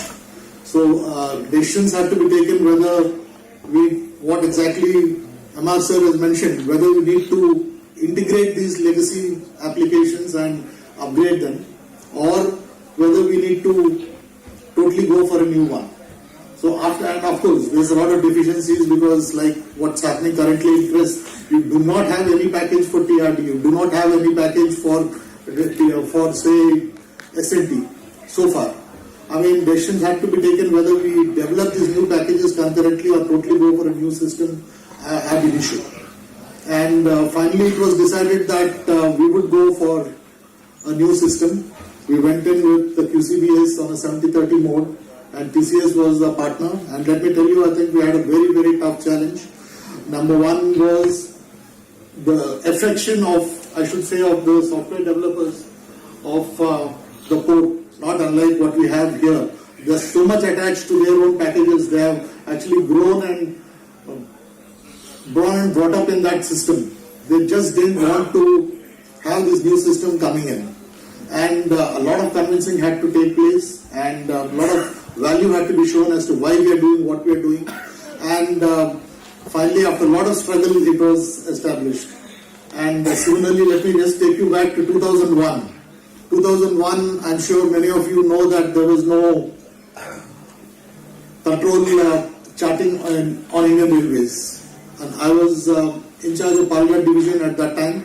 And just like any other youngster here, just wanted to change everything. I mean, I just So we conceived, developed and implemented a control charting system, and which had, in my opinion, much better features than what currently the control charting had, because number one, we had all the components. In fact, if you were to ask me, I think FOIS was started as an offline package, and then you integrated the COA with it. In fact, that system what we developed, it had, say, the train having all the components of the locomotive, crew, the wagon, and of course as the train moves, the date and time stamp for getting into a database, and as the transactions take place in terms of converting a wagon to load, empty, and so on and so forth. Everything was taken care. Crew management system, it was like each station was considered as a micro state. At any point of time you can get the stock report, because a station comes, you get the stock of that. I mean, crew management system was integrated into it. The office management system was full-fledged, including stores, HR and all. And I remember the member traffic here, Mr. Shantinarayan, he called me to the railway board. We made a presentation here, and luck would be that he came to Chris. And MD Chris at that time, I mean, not to mention, I think the first comment was, if you are so good, you should leave the railway. You should, this initiative should not be encouraged. I mean, that was the reaction here. And moving on from there, we find that, of course, in 2007, there's a HDM blueprint what we made, which was heavily leveraged on LRDS system. Because here we made a blueprint which was the first time we came out with route planning. Route planning wherein from Bombay to Calcutta, I think if I have time I'll just flip it through, or else I'll just speak through these things. You find that, say for example, from Calcutta to Bombay, you had in one graphic the entire situation of the corridor. Like you knew how many trains were there in a graphic, how many trains would be projected, LRDSs gave. We had the infrastructure map below in terms of the electric as well as the diesel, the multiple lines and the signaling. And thereon the major works which are going on, and came out with what needs to be done where. I don't know, this system doesn't exist. I mean, I don't know who is to be blamed for this, but sooner the better. I think we are already running out of time on that. And of course, I had a beautiful opportunity as DRM Bombay, wherein except for these two yellow bands, what you find 2019 to 22, we took up almost everything ab initio on our own. I'll just play a video. I think Mr. Raju was mentioning about some conditioning done. We tried out a loco inspection on a 3D mode. So using sensors for sensing, instead of the roof inspection, the side inspection and the pit inspection, we installed around a year back these sensors which moves on trolleys underneath the pit as well as underneath this one. And today, 2 days before I was in Bombay, I was inquiring that now it's almost like 80% they were able to match. And the trip inspection at the BDTS takes almost around 2 hours. Now it gets done in 20 minutes. By the time it travels through the entire length of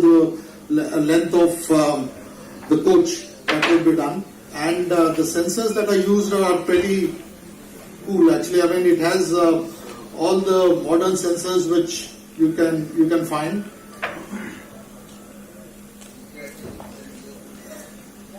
I think this is the list of inspections which are carried out, and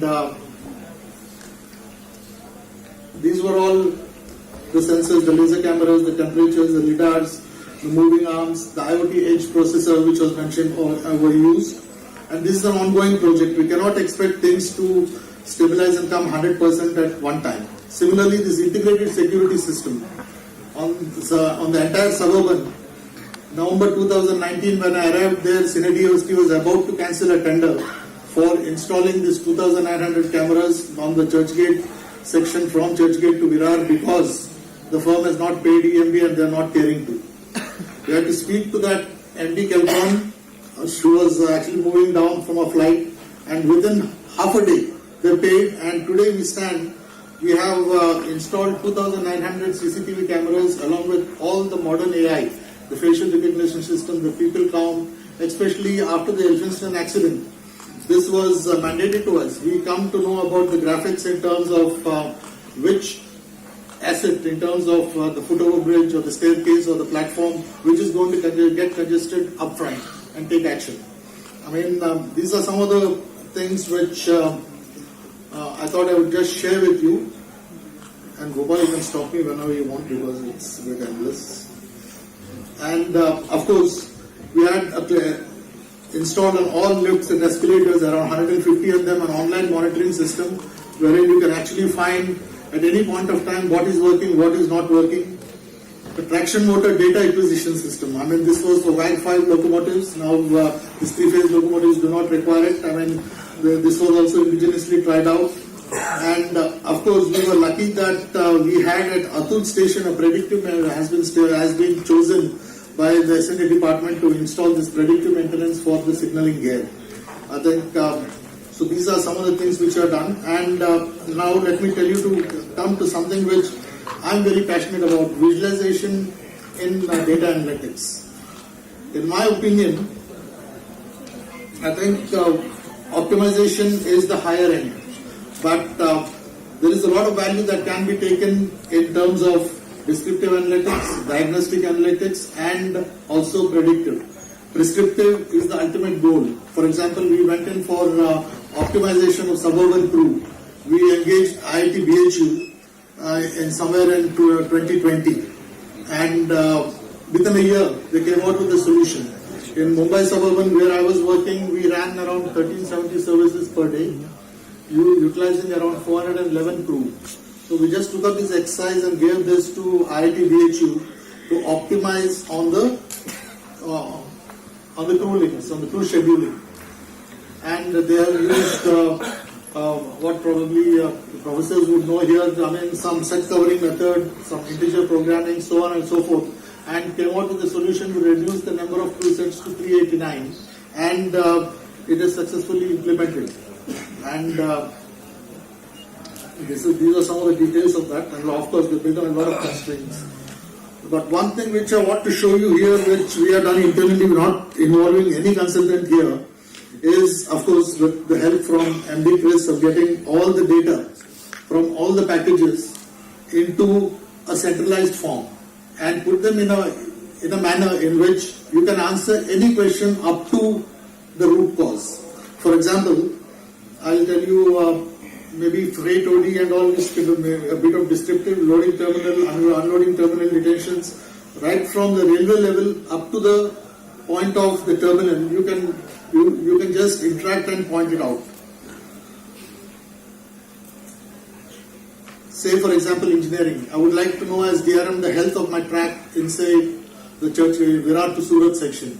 So here what we did was we took the data which is coming from the OMS, getting into the TMS in text file form, put it into a graphic which probably is telling. There is a saying that visualization gives answers to questions which you may not have thought about, and it does. I think it was Mr. Raju who has mentioned that, I think.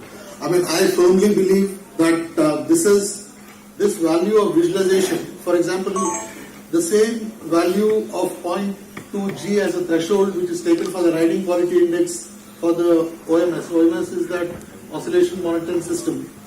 Here you find, say for example, I have chosen church Nagpur, Itarsi to Nagpur section downline.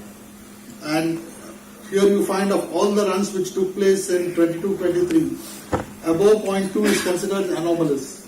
So this is a wealth of information. In fact, let me tell you, for the last 2 years, we hardly conducted any meetings as a whole.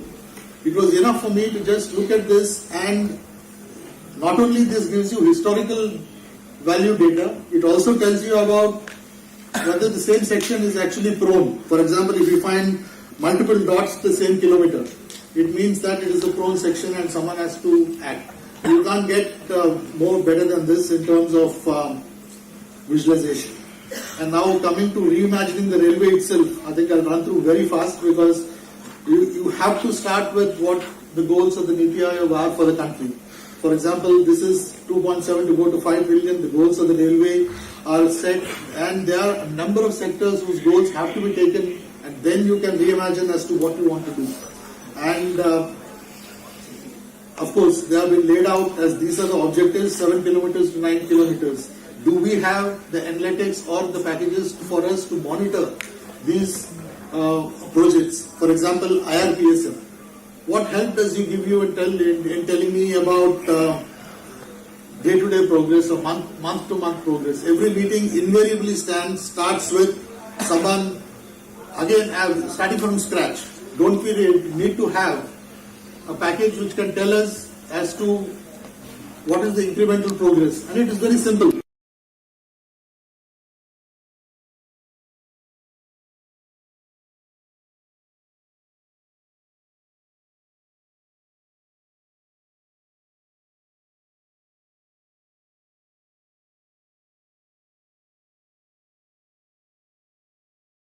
Blanketing, ballasting, rails, all, and you put it and you get beautiful graphic.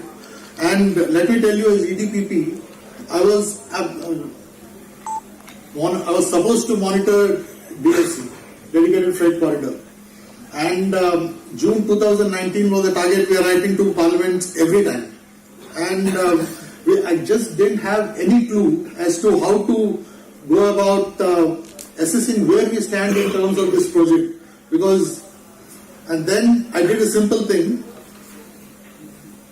It may look rudimentary, but I got this from Mr. Sridharan.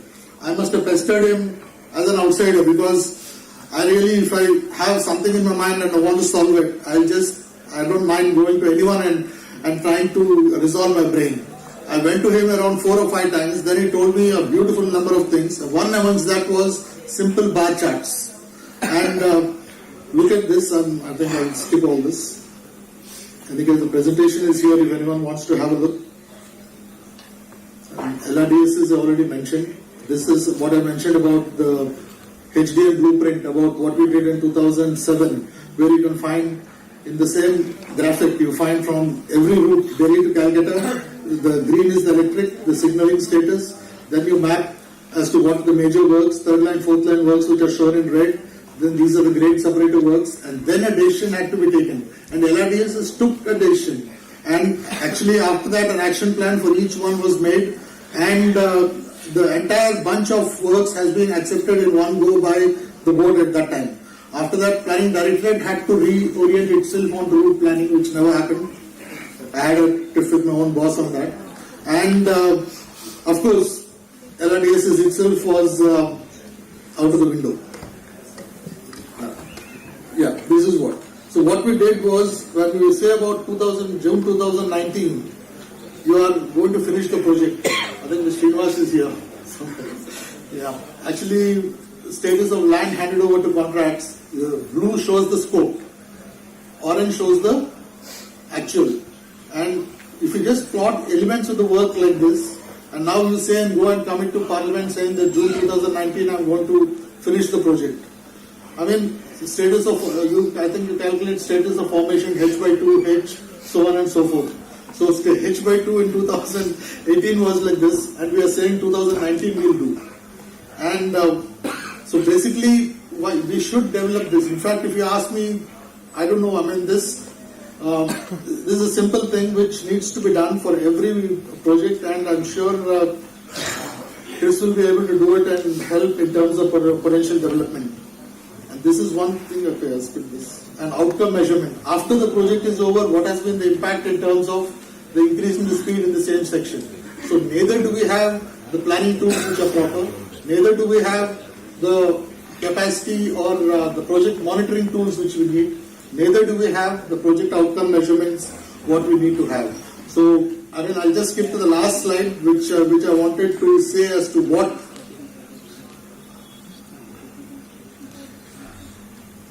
if I were the chairman, what would I do now?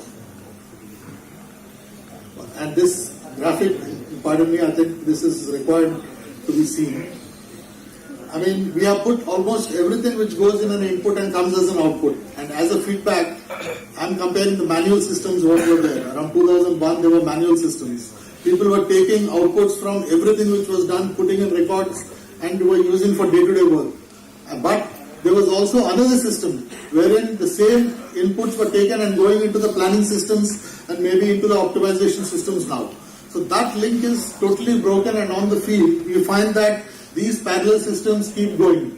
I think we need to address that. And last but not the least is RV customer operation strategy. How, as a triangle, how aligned are we? And this is the action plan. I think this is what I would be doing even as of yesterday. Develop this activity-based tool for project monitoring. Institutionalize that analytics, what I told you. I mean, because we have done it for almost every database. It gives a very good root cause. It's a lower level analytic, but it is a necessary analytic. Develop performance management system, which we can actually attribute a failure right from a JE to an SSE to a DST to a DRM and go channelize it to up to the headquarters, CSE to CST to GM, and a parallel channel to AN signal to maybe MI or maybe even upwards. So that sort of performance management is possible because the data and the velocity is there now. Reorganize planning department on route basis. Reorganize business development. I mean GST data. I had some GST data which I wanted to show, but that needs to be analyzed. And then develop principles of marginal, fill gaps and domain packages like TRD, SMT, electrical general. Without this, I mean, as a DRM, I had to actually make my own data systems to make it full. Sooner than later, integrating this call has to be taken, and I'm sure it will be taken sooner than later. Integrating these islands or to go for a new one. Upgrade the network. Sensor-based fixing and rolling in front has to be taken up on a scale basis. And last but not the least, not everything we can do on our own. We should see whether we should have a technology partner partnering with us for solving the problems. The rate and pace at which we solve even these optimization problems probably needs a partner. So this is what I had, and this is what the timelines we gave. Thank you very much.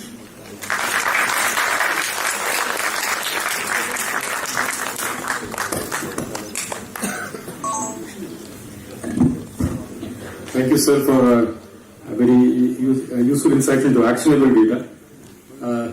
Any questions?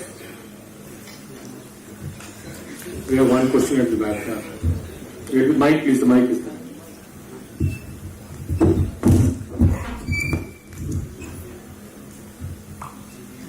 Sir, actually, I want to know from your point of experience that how we ensure better data quality or data analytics. Better data analytics. You tell me which data in Chris is now corrupted. You are working in Chris. Yes, sir. I don't know. I think this is a large myth that I can agree, okay, wagon numbers, there could be an issue. Maybe local numbers, maybe not, because it's still accountable and it's a handful number which can be there. Your placement arrival times, whatever you feed is what you get. I mean, loco shed inside, outside, but now with all this GPSs, RTIs and all coming in, yes, this integrity and the data will improve. Even for the control charting also, now we have that priority. First is through the RTIs or GPS, I think, then you go for the data logger, then you go for the TSR. If nothing else, then you go for the manual entry of the section controller. So that is how things are improving. I mean, the integrity of the data will improve in many ways, especially the date and time stamps. And wagons, I think we need to find a solution. Maybe we can help. Thank you, sir, and a big round of applause for him for participating. Now I take this opportunity to invite the last speaker of today's seminar, but it's a very interesting topic. It's on the evolution of analytics and applicability for Indian Railways, and I now invite Mr. Mukund Shastri. He's the Chief Data Science Officer and Group VP of Combiva Technologies, a Tech Mahindra company. And let me introduce him. He has a rich experience of over 27 years as a leader and innovator for AI and analytics. He worked for devising IoT analytics solution for the Transport Authority of Dubai. He and his team at Combiva has won the GAISA Award 2022 award by the Government of India, Leading Light Awards 2022 at a global platform level, and Datacon 2022 award by Economic Times for innovative AI and ML and predictive analytics use cases. We look forward to a very interesting session from you. Yeah.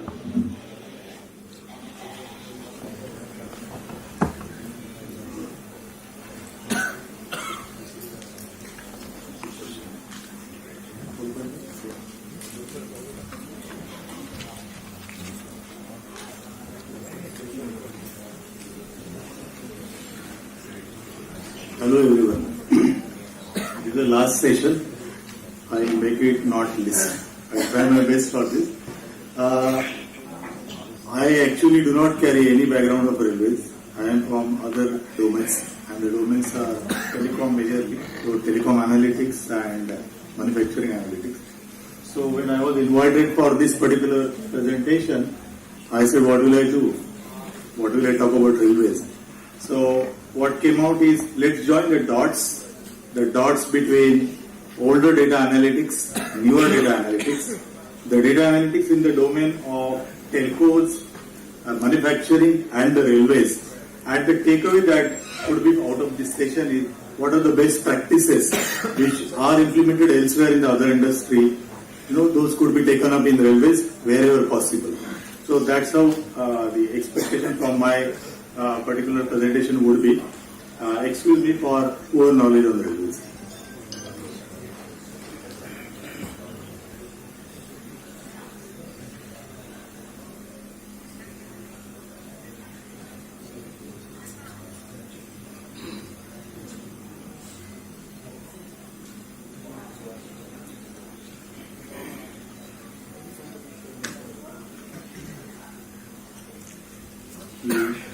Arrow button.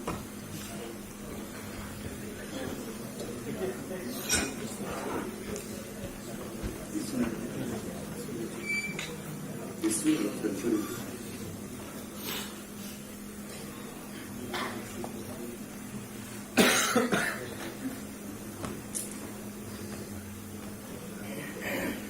So data analytics.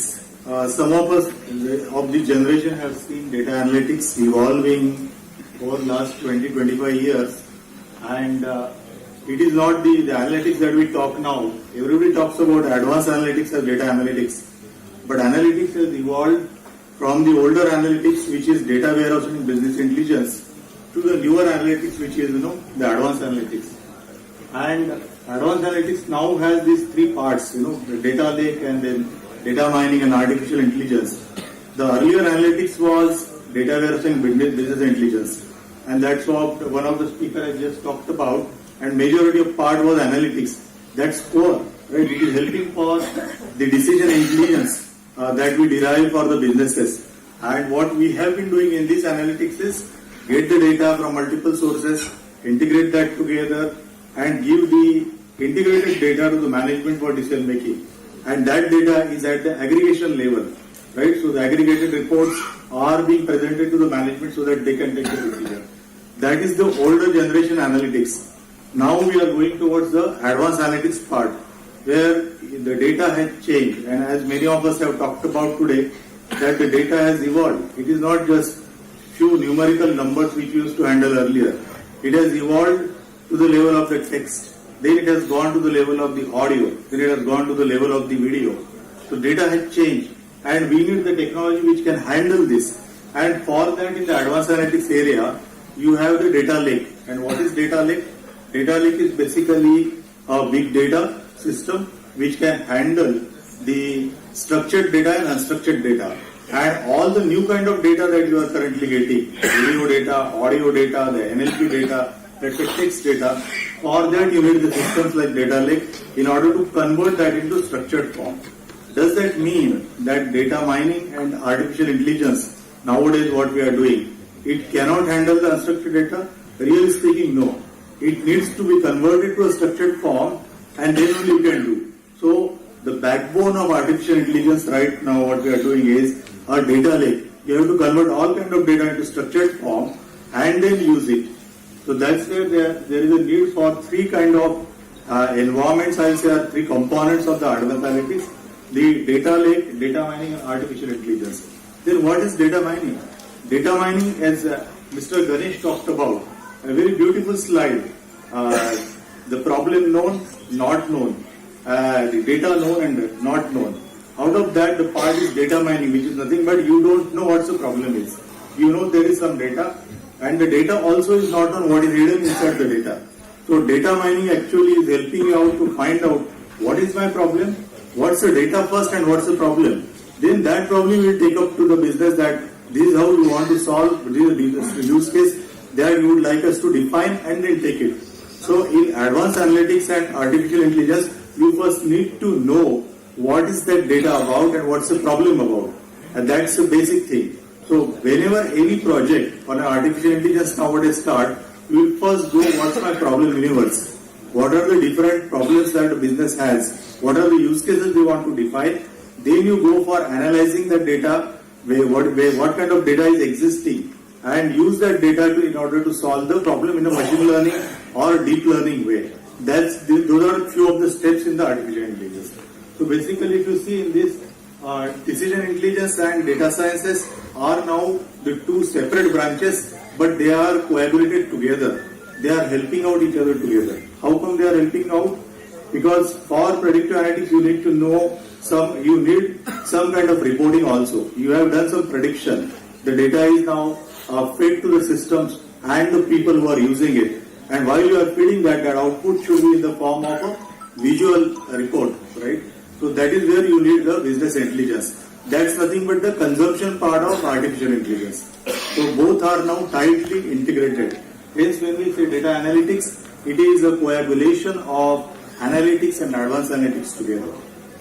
And it can be implemented on any areas, like you have in-premise as well as the cloud area, and cloud, well-known clouds in the market that you know, the Amazon cloud, Google Cloud, GCP, as well as the Azure cloud. If you go on cloud, you will have many useful utilities on analytics available, right? You don't have to do them on your own. So if you want to create your artificial intelligence projects or data analytics projects as a kick-starting, instead of doing the coding on artificial intelligence, you would go it by the way of the codeless AI. That is a trend currently ongoing. How do you have the codeless AI?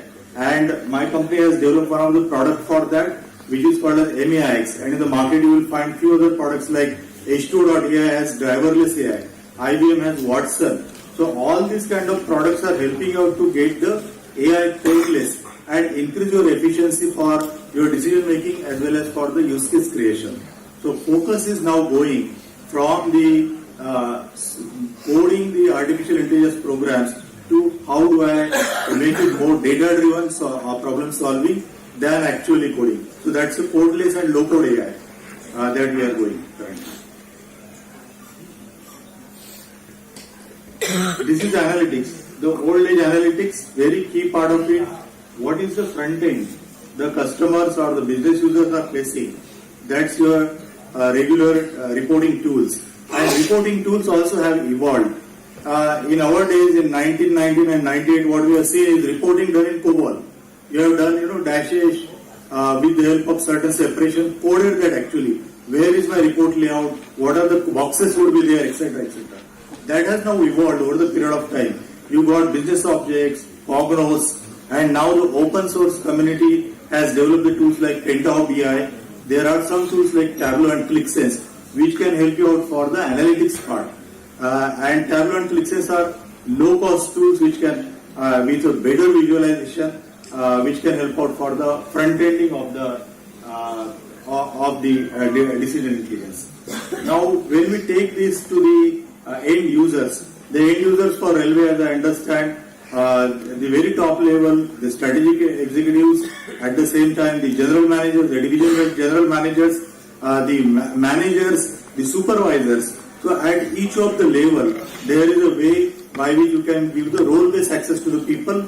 They can actually access at the level they are looking for, and that kind of data will be exposed to them. So that is nothing but the front-ending part. There are app-based BI tools which are available now, which can help you out to at the site level if you want to see some kind of reports. Those will be available also. Other than that, you need for this analytics, older analytics, you need the historical data. You need data modeling. Now there is always a confusion between the data modeling that we used to have in older analytics versus the modeling that we do in the statistical world now, the analytics. So older modeling was a construct of tables, how they are related to each other. Construct of entities, a customer, a service, a product, a usage, a transaction. How they are related to each other, that is something we used to do with the help of data modeling. The new generation, the statistical modeling is different. It is where you are actually configuring the curve with the help of a model, the algorithm, and that curve is the final program for you to do the further prediction. So there is a difference between data modeling and statistical modeling. Another part that we can see is in the analytics world, the older analytics world, slice and dice was very important. What is happening? Let me go to the next level. Okay, at the country level, at the state level, at the region level, at the district level, let me find out what kind of happenings are going on with the help of aggregation, sums, etc. Now that is nothing but slice and dice, which is a very important feature that you need in these tools. And kind of tools which are available, as I highlighted, business objects, Oracle has Oracle Business Intelligence, Tableau, ClickSense, etc. If you go to the advanced analytics world, a few charts are shown there, which most of us can guess. That is a near error or least error count chart, right? That's a statistical chart in a simplistic way. A linear regression algorithm can plot at the back end. That is nothing but my machine learning, the basic machine learning. The second part that is shown here is the data segregation, which is nothing but the clustering technique, right? So both are different. One is supervised, the very top one, the curve at the top. The second one is unsupervised. It does with the help of the Euclidean distance, the Manhattan distance with how this data is distributed. So basically what you are trying to do is you are trying to segregate. Now there were some use cases people were talking that at different junctions, the unmanned junctions, what are the possibilities of accidents, right? So with the help of the historical data and the location of that junction, other information about the junction, you can actually do the vicinity modeling and divide that data into two parts, whether accident will happen or not happen. Is the junction prone for an accident or not? That kind of analysis would be helpful with the help of the unsupervised technique. So that is something which is in a simplistic way taken care in the advanced analytics. But advanced analytics, which is AI, artificial intelligence, how many branches does it have? It has machine learning, it has deep learning, it has natural language processing, it has computer vision, it has robotics, and few more streams are evolving now, right? So this is the basic structure which I talked about only the machine learning part of it. Now the deep learning part and the computer vision, that is something which is more useful in case of, when people talked about taking the different photos via different methods of the railway parts and wear and tear. That is where the deep learning and computer vision can help. So that's a branch which is more widely used, and it is being used currently where we see the most of the e-commerce websites, the Facebook, the Twitter, right? They are using the photos, they are trying to map it with the help of the algorithms and try to conclude this entity, this person is actor or not, or what is the identification of the person. That's a facial detection, which is nothing but computer vision. In case of railways, it is similar to, if I try to link it to telecom. In telecom also, there are network elements, there are MSNs. The MSNs are nothing but equivalent to your station. Their data comes or the network signal comes via the MSN and distributed it over a call to other people. In case of railways, I have a station, railway comes and goes to other part. So it is similar analogy I would like to put in. Now, if that is the case, what we can do with the help of computer vision in this case. In case of network, you can find out the faults, the erosion that is happening on the network tower with the help of computer vision. And in case of railways, we have already seen the use case. So there is a similarity in the world.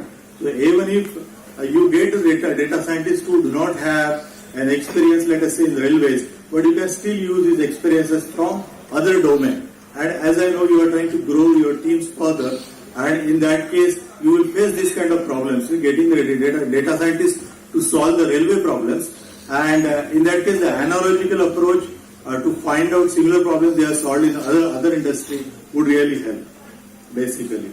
What are the tools and technologies in advanced analytics that we see in the market? Python and R, most of us have used, basically. SPSS, SAS, these were the old generation tools, and these are more GUI-based tools. They have more data mining abilities. Python are the new generation and open source tool where you don't have to invest too much in terms of money part of it, but it can help you equivalently to the same level.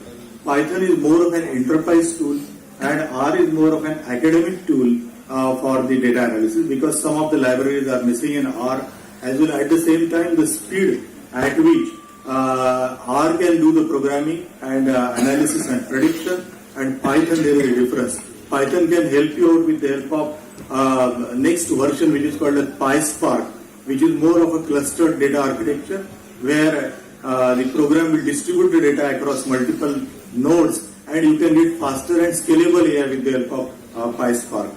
So that's actually a difference between Python and R.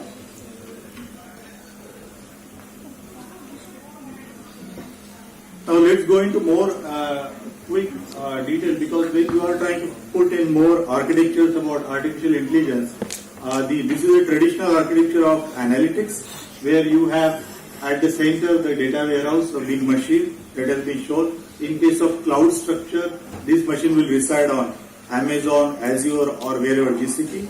And you need the staging area, you need the sources, and the last area, which is the consumption area, which is data mart.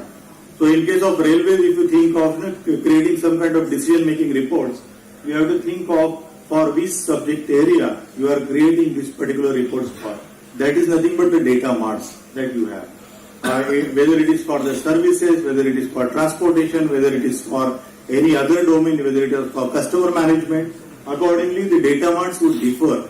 So when you try to create the reporting solution, analytics reporting solution, you need to think in terms of what is the kind of problem I am going to solve, for which department I am going to solve, and accordingly the data marts are created. Now if you take the same to the world of advanced analytics, in advanced analytics you can see the architecture. At the bottom what we have is data sources, lot of data sources. In railways we have many. At the second layer you need data modeling and data quality. Someone asked a question, how do you do data quality management, right? There are tools around it which are available from IBM, from Oracle also, which can help you out to standardize the data. Wherever you have missing data, that missing data could be done, standardized and with the help of these tools, which is nothing but data quality management tool. The second layer is data modeling. There are tools like you have Power Builder that actually helps out for, and ERWin, which helps for creating the data model, which is nothing but entity relationship between different components that you use in a data warehouse environment. Then you have data acquisition. Data acquisition has SAP Data Services or IBM InfoSphere. These are different kind of tools which are used in the data acquisition, the ETL tools. And there are a few more. Pentaho has the ETL tool, Talent, Jaspersoft has the ETL tool, and a few more which are available in the open source market. From there you can pick up those tools in order to create the overall GUI based data management. Next comes is a enterprise data warehouse. So in the advanced analytics world, when you are trying to create a solution, you need to think about where will I store the data, where I will take the data from. So one source would be let's say Oracle or Netezza, these kind of data warehouse solutions, and the second source will be Hadoop, where you will store the unstructured data. So basically structured and unstructured data storage provision is to be given in the advanced analytics architecture. On top of that, then you need an access control layer, because majority of, I heard that railways data management layer would reside in cloud. So you need to have a tight access control layer where the cloud-based solution provider provides that.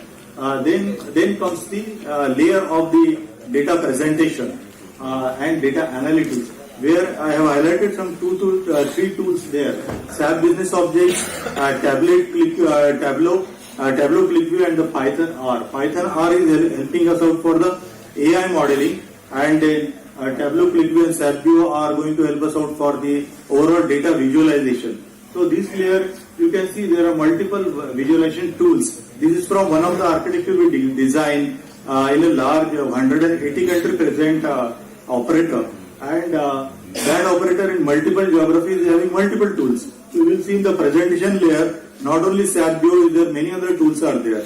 This may come out as a problem in case of railways. If you are devising the solution now, then you need to think in terms of how would I standardize on the reporting tool across, because that will reduce your cost of ownership for the licensing for BI tools.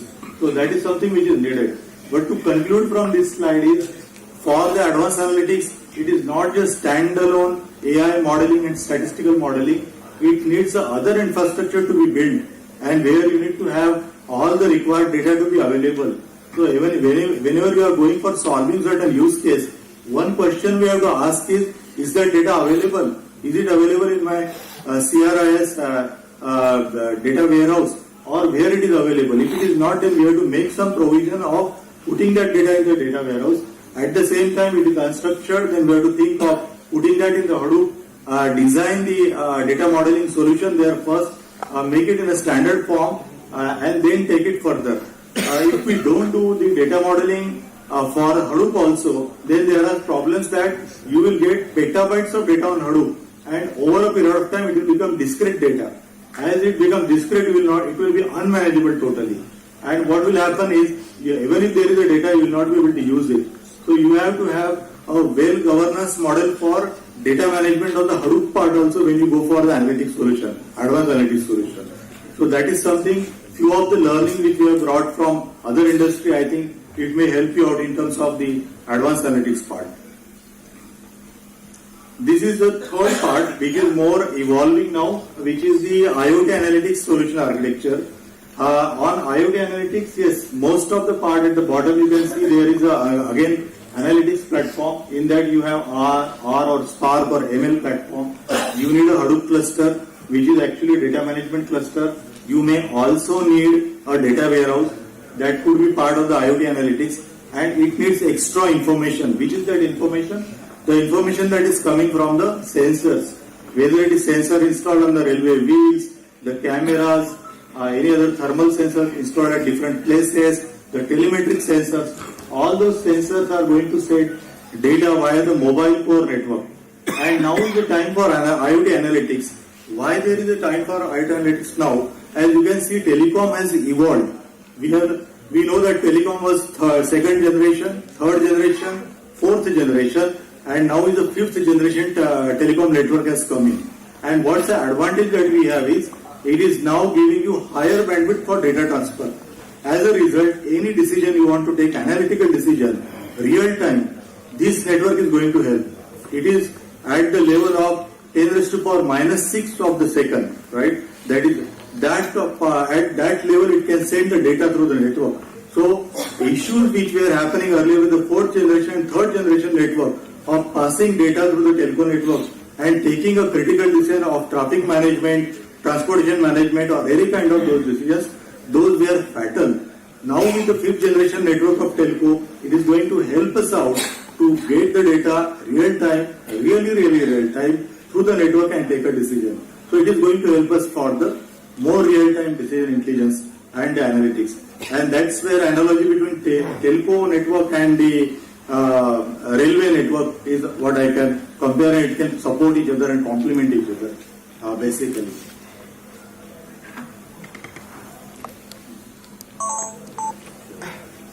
These are few problems. I am not a railway expert. I have consulted few people in the DRM office, Bhusawal, and they have come out with the problems which they are facing currently, and where analytics can help out. We just to project on the screen and few things which I thought to that what kind of data will be required in order to solve these problems.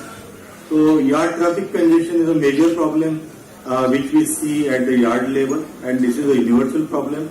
We have seen such problems, and I have studied these problems in the US geography and other geographies also, where they have used analytics to solve the yard traffic congestion problem. And now is a time where we have GPS-based navigations available easily. All interconnections are done to the app level where the problems could be solved.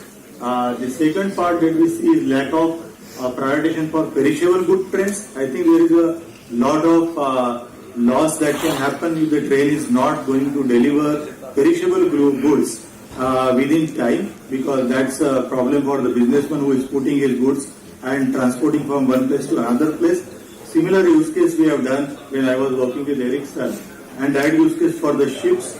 So when the ship is transporting banana from one place to the US geography, what is the state of the banana, what's the temperature, with the help of sensor, it has been judged, and accordingly it gives an alert to the shipper that whether you have to increase the speed, reach to the port, you will not be able to reach to the port, you download the goods at some earlier port where the goods can be consumed. So that is where the ship related IoT analytics, which we have actually experienced, would be of use here in railways also, because you are transporting the perishable goods, and there you need the sensor based analytics which can help out in order to prioritize the movement of such trains. The third one is less drivers, more trains, optimization required on kilometer per driver. There are less drivers and more train trips which are planned. There are congestions happening, so there is a need for optimization in terms of the per driver mileage that has been run, which could be handled with the help of analytics, where you need to have more of the traffic congestion analytics, the driver in and out analytics when it comes to the office, when it goes, whether there are forecasting which is to be done in terms of the driver's availability for a day with the help of predictive analytics. So all the data linking could help out in order to have that problem solution.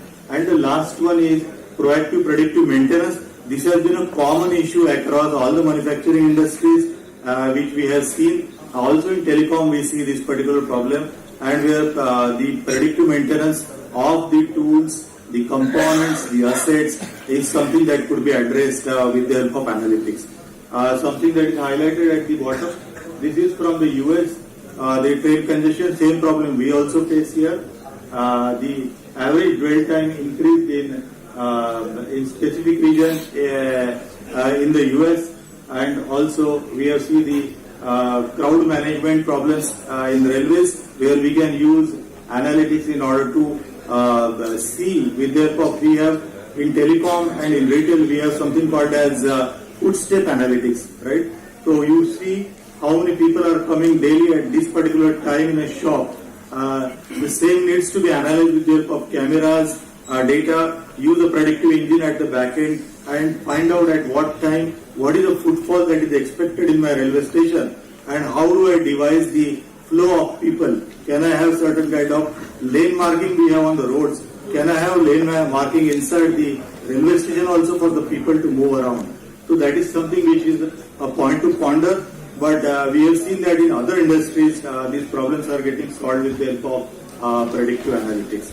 I think this is something in the Japanese railways which we have studied. Palo Alto Research Center, Japanese Rail, they have worked on basically time-based maintenance replacement with more predictive maintenance, and naturally main data for analytics you need hundreds of data attributes for advanced analytics. Asset failure data is a key data, but there is another thing for a failure which is responsible, which is weather also, right? So we have to do weather data analytics also, which has to be put in as an input for this. And there is one more thing which is also highlighted here, which is in terms of the dashboards which could be used by the engineers to visualize and better understand obtained data. So whatever prediction intelligence that we got needs to be put into the dashboards, and it should be consumable form. Just prediction in terms of a file, get a score and send it to some system is not going to work. So you need tight integration with the intelligence, the dashboards along with the predictive analytics.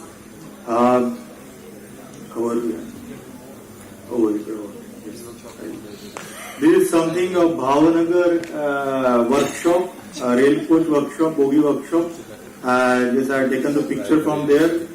Predicting the parts which are required and what quantity. This is something called as the volumetrics prediction, and for the inventory. So inventory volumetric prediction is which would be an applicable use case here. And similar use case we have handled in the other domains. Need the usage data, need the consumption data. Here also you will need the consumption data and parts usage data along with the inventory information that can help out for the predictive inventory management. This is yard congestion. Yes, GPS is a core data which will be needed, but now machine learning has evolved. It has made our life simpler. If you give a data of specific type, you have a model which is created based upon that data, it could be reusable across all the different substations, sub-regions of railways. So that is something, and the codeless AI is going to help us out. So what is important when we think of solving a problem in a machine learning way or an AI way, just think of what is the business problem, what's the data I will need, use this particular technology piece as a black box and the output.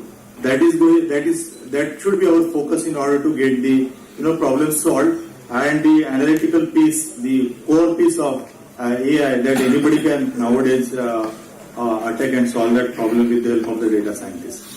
This is connected vehicle use case is something we have done in the Dubai region, which is for the local traffic systems there, and for that it gives the driver on the right hand side. You can see there is a path which has been defined for a driver. It is based upon real time traffic signaling at the help of the road congestions, and at the same time the road width also. That data we had given. Using all that data, the inputs are going to the driver real time in terms of either take this path or take the other path in order to reduce the overall timelines or lead times for that particular journey. Similar, it could be useful in the railways where we see a lot of congestion issues. The railways which are, the yards which are full totally at this particular moment, can I stop the trains in the previous stations or yards? Something that could be thought through, and I think it is being done also. But this one use case which I found is relevant in case of IoT analytics. This is government agency in the another government organization. This project, UID project, which was done by my previous organization, Mindtree, they have done this, and where major part of the visualization is done with the help of Pentaho BI. The core part is done with the help of big data for the OLTP and analytical systems. They have also used Pentaho ETL here in order to solve the problem, and Aadhaar, basically it's a very large scale implementation that has been done. It was done originally on Cloudera Hadoop data lake. That's, I think, my second last slide. This slide I will skip at the moment because something that is already being done in terms of the satellite navigation system for railways, and which I thought through. This is just a pondering thought that when we have Google Maps, why I can't have the rail Google Maps, and which could be very well done with the help of the base security satellite images that you can get, and the navigation and GPS lat and long positions. That is something. And this is about Comviva Technologies, which is a product company and which has span across multiple geographies across the lower part of the globe, with where we have implemented 70 plus AI/ML models for different telcos over the customer base of 220 million plus. So that's the large scale implementations. And this is a recent trend on the analytics, which is advanced analytics, where you will see that when we are trying to go for analytics implementation, advanced analytics implementation, whether there is a product available for codeless AI, that we have to think through rather than going for coding and wasting the time there, because we have seen a lot of progress and reduction in the timeline for data science coding from 3 months one model building to around 2 to 3 weeks of model building. That is where you can achieve the efficiencies, and major goal would get focused on solving the business problems with the help of this. I think that's all from my side, and I tried to bring the other industry knowledge here. I apologize, I don't have any railway knowledge.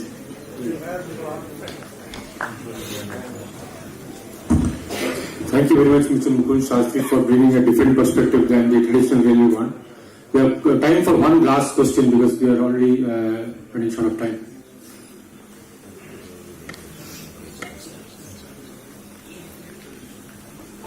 Anybody? So otherwise we can, I think everybody is waiting eagerly for lunch, and I request, thank you Mr. Mukund Shastri for a wonderful presentation. Now I request Mr. S.S. Mathur, he is the Group General Manager for Corporate Coordination and Enterprise Architecture. He will be summing up the sessions for the day. He has been taking notes, so I'll request him to sum up the talks and take. As we all know, we are running out of time. I have been taking notes. I have notes, but I am not going to talk about this. Okay. So why I am not talking about this is we have heard very good speakers. We have heard diverse perspectives, and different areas of analytics have been talked about. In the morning, MR has already spoken, and MOBD, they have spoken. So let me, all of these speakers have been pushing, let us address the elephant in the room. So all of these speakers have been pushing elephants into this hall. And now we have 5 elephants, and I'll just talk about them, and I'll take 1 minute, 60 seconds. So there are 5 elephants that have been pushed into this room as far as analytics is concerned. The first one, which Honorable Ahmad himself said, is resources are not a constraint. He said resources आपके constraint नहीं है. You are shackled by your imagination. Bharat सरकार को सब कुछ मंजूर है. Citizens of India are waiting for us to do something. And analytics is a very powerful way of improving the efficiency of our operations, the effectiveness of our operations. And resources will not be a constraint, that we have heard. So that is the first elephant in the room, that it's a good elephant. Second elephant is that analytics, AI, ML, you cannot do on your own. It requires a collaborative approach. आपको industry को involve करना पड़ेगा, आपको academia को involve करना पड़ेगा, आपको खुद भी लगना पड़ेगा, तभी जाके आपको मीनिंगफुल रिजल्ट्स निकलेंगे. Neither can you do everything yourself, nor can you just throw it across the fence to a company. Tender किया, उसको पकड़ा दिया, और जब नहीं हुआ कुछ तो फिर उसको पकड़ना, you look for somebody to blame. That is not an approach that is going to work. So many of the speakers have said it, and धीरे-धीरे हम लोग को भी लगी रहा है कि this is, it doesn't work in normal IT applications also. In analytics, it's not going to work. So that is the second element that we have to address. The third one is on what will we host such analytics efforts. Now these are things which require very high computing effort. They require new tools. How will you manage all the technology? So again, you require an elastic computing environment for it. It has to be elastic. अब आप चाहे public cloud, private cloud, hybrid बनाएं, लेकिन आप सारे technology layers को लेके आपको एक इलास्टिक कंप्यूटिंग प्लेटफॉर्म बनाना पड़ेगा. उसी के ऊपर आपका चल पाएगा effectively at a cost that you can afford. I mean, we have got a lot of resources, but we still don't want to waste public money. So making that elastic computing environment is one of our big projects that we have to take up, and that includes the edge, because the edge is addressing the next elephant in the room, and that is the use of IoT and cyber physical systems. अगर आप effectively use करेंगे, आपके बहुत सारे areas ऐसे हैं जिनमें कि आपको data collect करना है close to the ground, आपको at source data collect करना है. ये data आप कैसे collect करेंगे? ये आप sensors के जरिए करेंगे, और sensors के through आप कैसे collect करेंगे?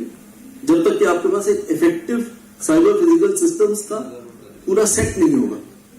And that includes, as one of the speakers mentioned, the network. आप जैसलमेर और जोधपुर के बीच में आप सेंसर्स लगा रखे हैं, वहां पर बहुत हार्श क्लाइमेट है, बहुत हार्श वेदर कंडीशन है, वहां पर आपके सेंसर्स लगे हुए. How do you manage those? How do you ensure that you are monitoring the health of those sensors as well as managing the data that comes from those sensors, and then effectively are able to do the analysis at some intermediate point at the edge before you push it to a central location. So that is another elephant in the room. Last one is data quality, and that Mr. Satyakumar said कि quality में problem कहाँ है data में? Quality problem क्या? Quality में problem accuracy में नहीं है. The issue is not, is the data that we are getting accurate? There are issues there, we know. We are collecting something manually. Sometimes the guy who is entering it will take a little bit of liberty. That is manageable. Problem is the omissions that still occur in our data. many of our transactional systems are still not fully in place. Now we have two choices. Either we wait, पहले हम सारे transactional system बनाएंगे, फिर हम analytics करेंगे, or we do as was suggested by MR today कि आप parallel में चीजें करिए, नए सिस्टम बनाइए और साथ में जो आप इंप्रूव करते चले आ रहे हैं करते चले जाइए. तो you have to take a planned approach, you have to take an architectural approach to the whole issue of analytics, and you have to remember analytics is the tip of the whole system. Analytics is Mount Everest चढ़ना. उसके पहले आप नीचे भी जाएंगे, कभी $1 चढ़ेंगे, फिर आप और ऊपर जाएंगे, फिर और ऊपर जाएंगे, पहले आप Nag Tibba चढ़ेंगे. Those are your transactional systems. वो systems आप साथ में लगाते जाएं, एवरेज के लिए प्लान करें, तब आप इफेक्टिव एनालिटिक्स का अपना प्लान बना सकते हैं, इफेक्टिव एनालिटिक्स का सिस्टम अपना बना सकते हैं. So these are the 5 elephants in the room that I got out of this. There are many more, of course, but in the interest of time, I will not dwell on that, and I will request Robert to take the next stage. Thank you.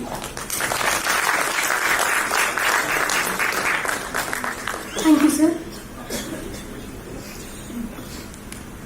I shall request Shri B.K. Dadaboi, Additional Member, Marketing and Business Development, Railway Board, to please felicitate our speakers for today.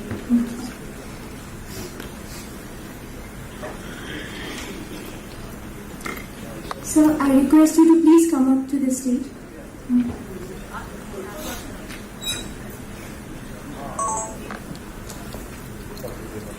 May I please call upon stage Mr. Ganesh Ramamurthy.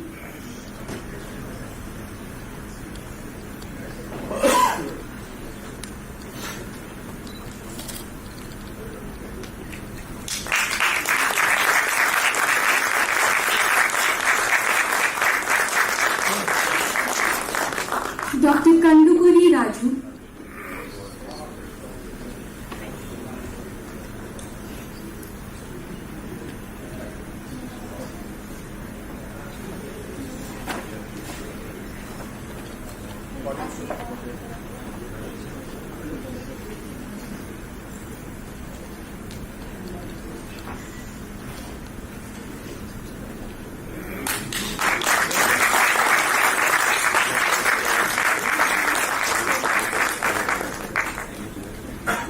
Mr. G.V.S. Satyakumar.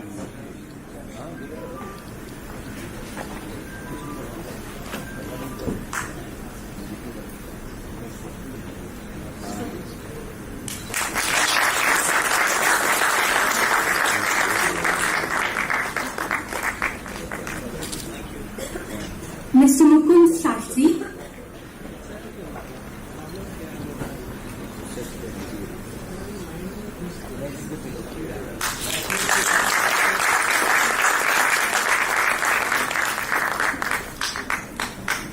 Dr. R. Gopalakrishnan.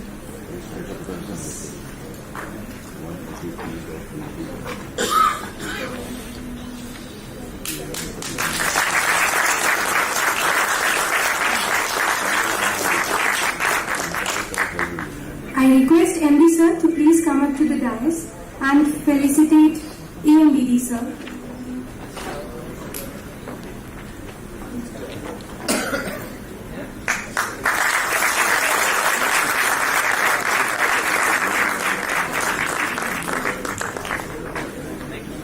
We are extremely thankful to PM Sahab for helping us out in organizing this seminar successfully. Very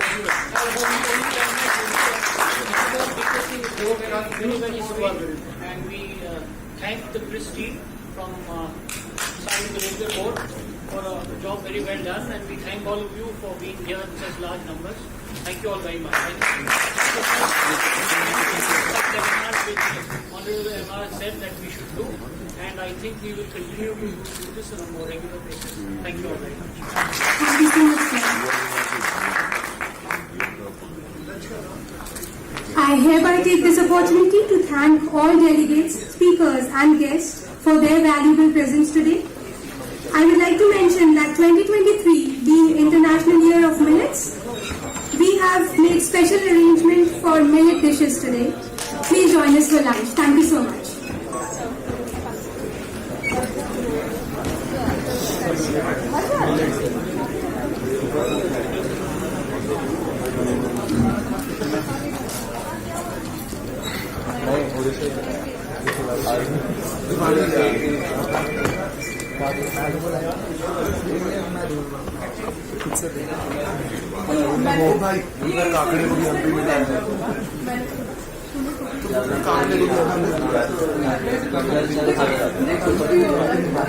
ठीक है यार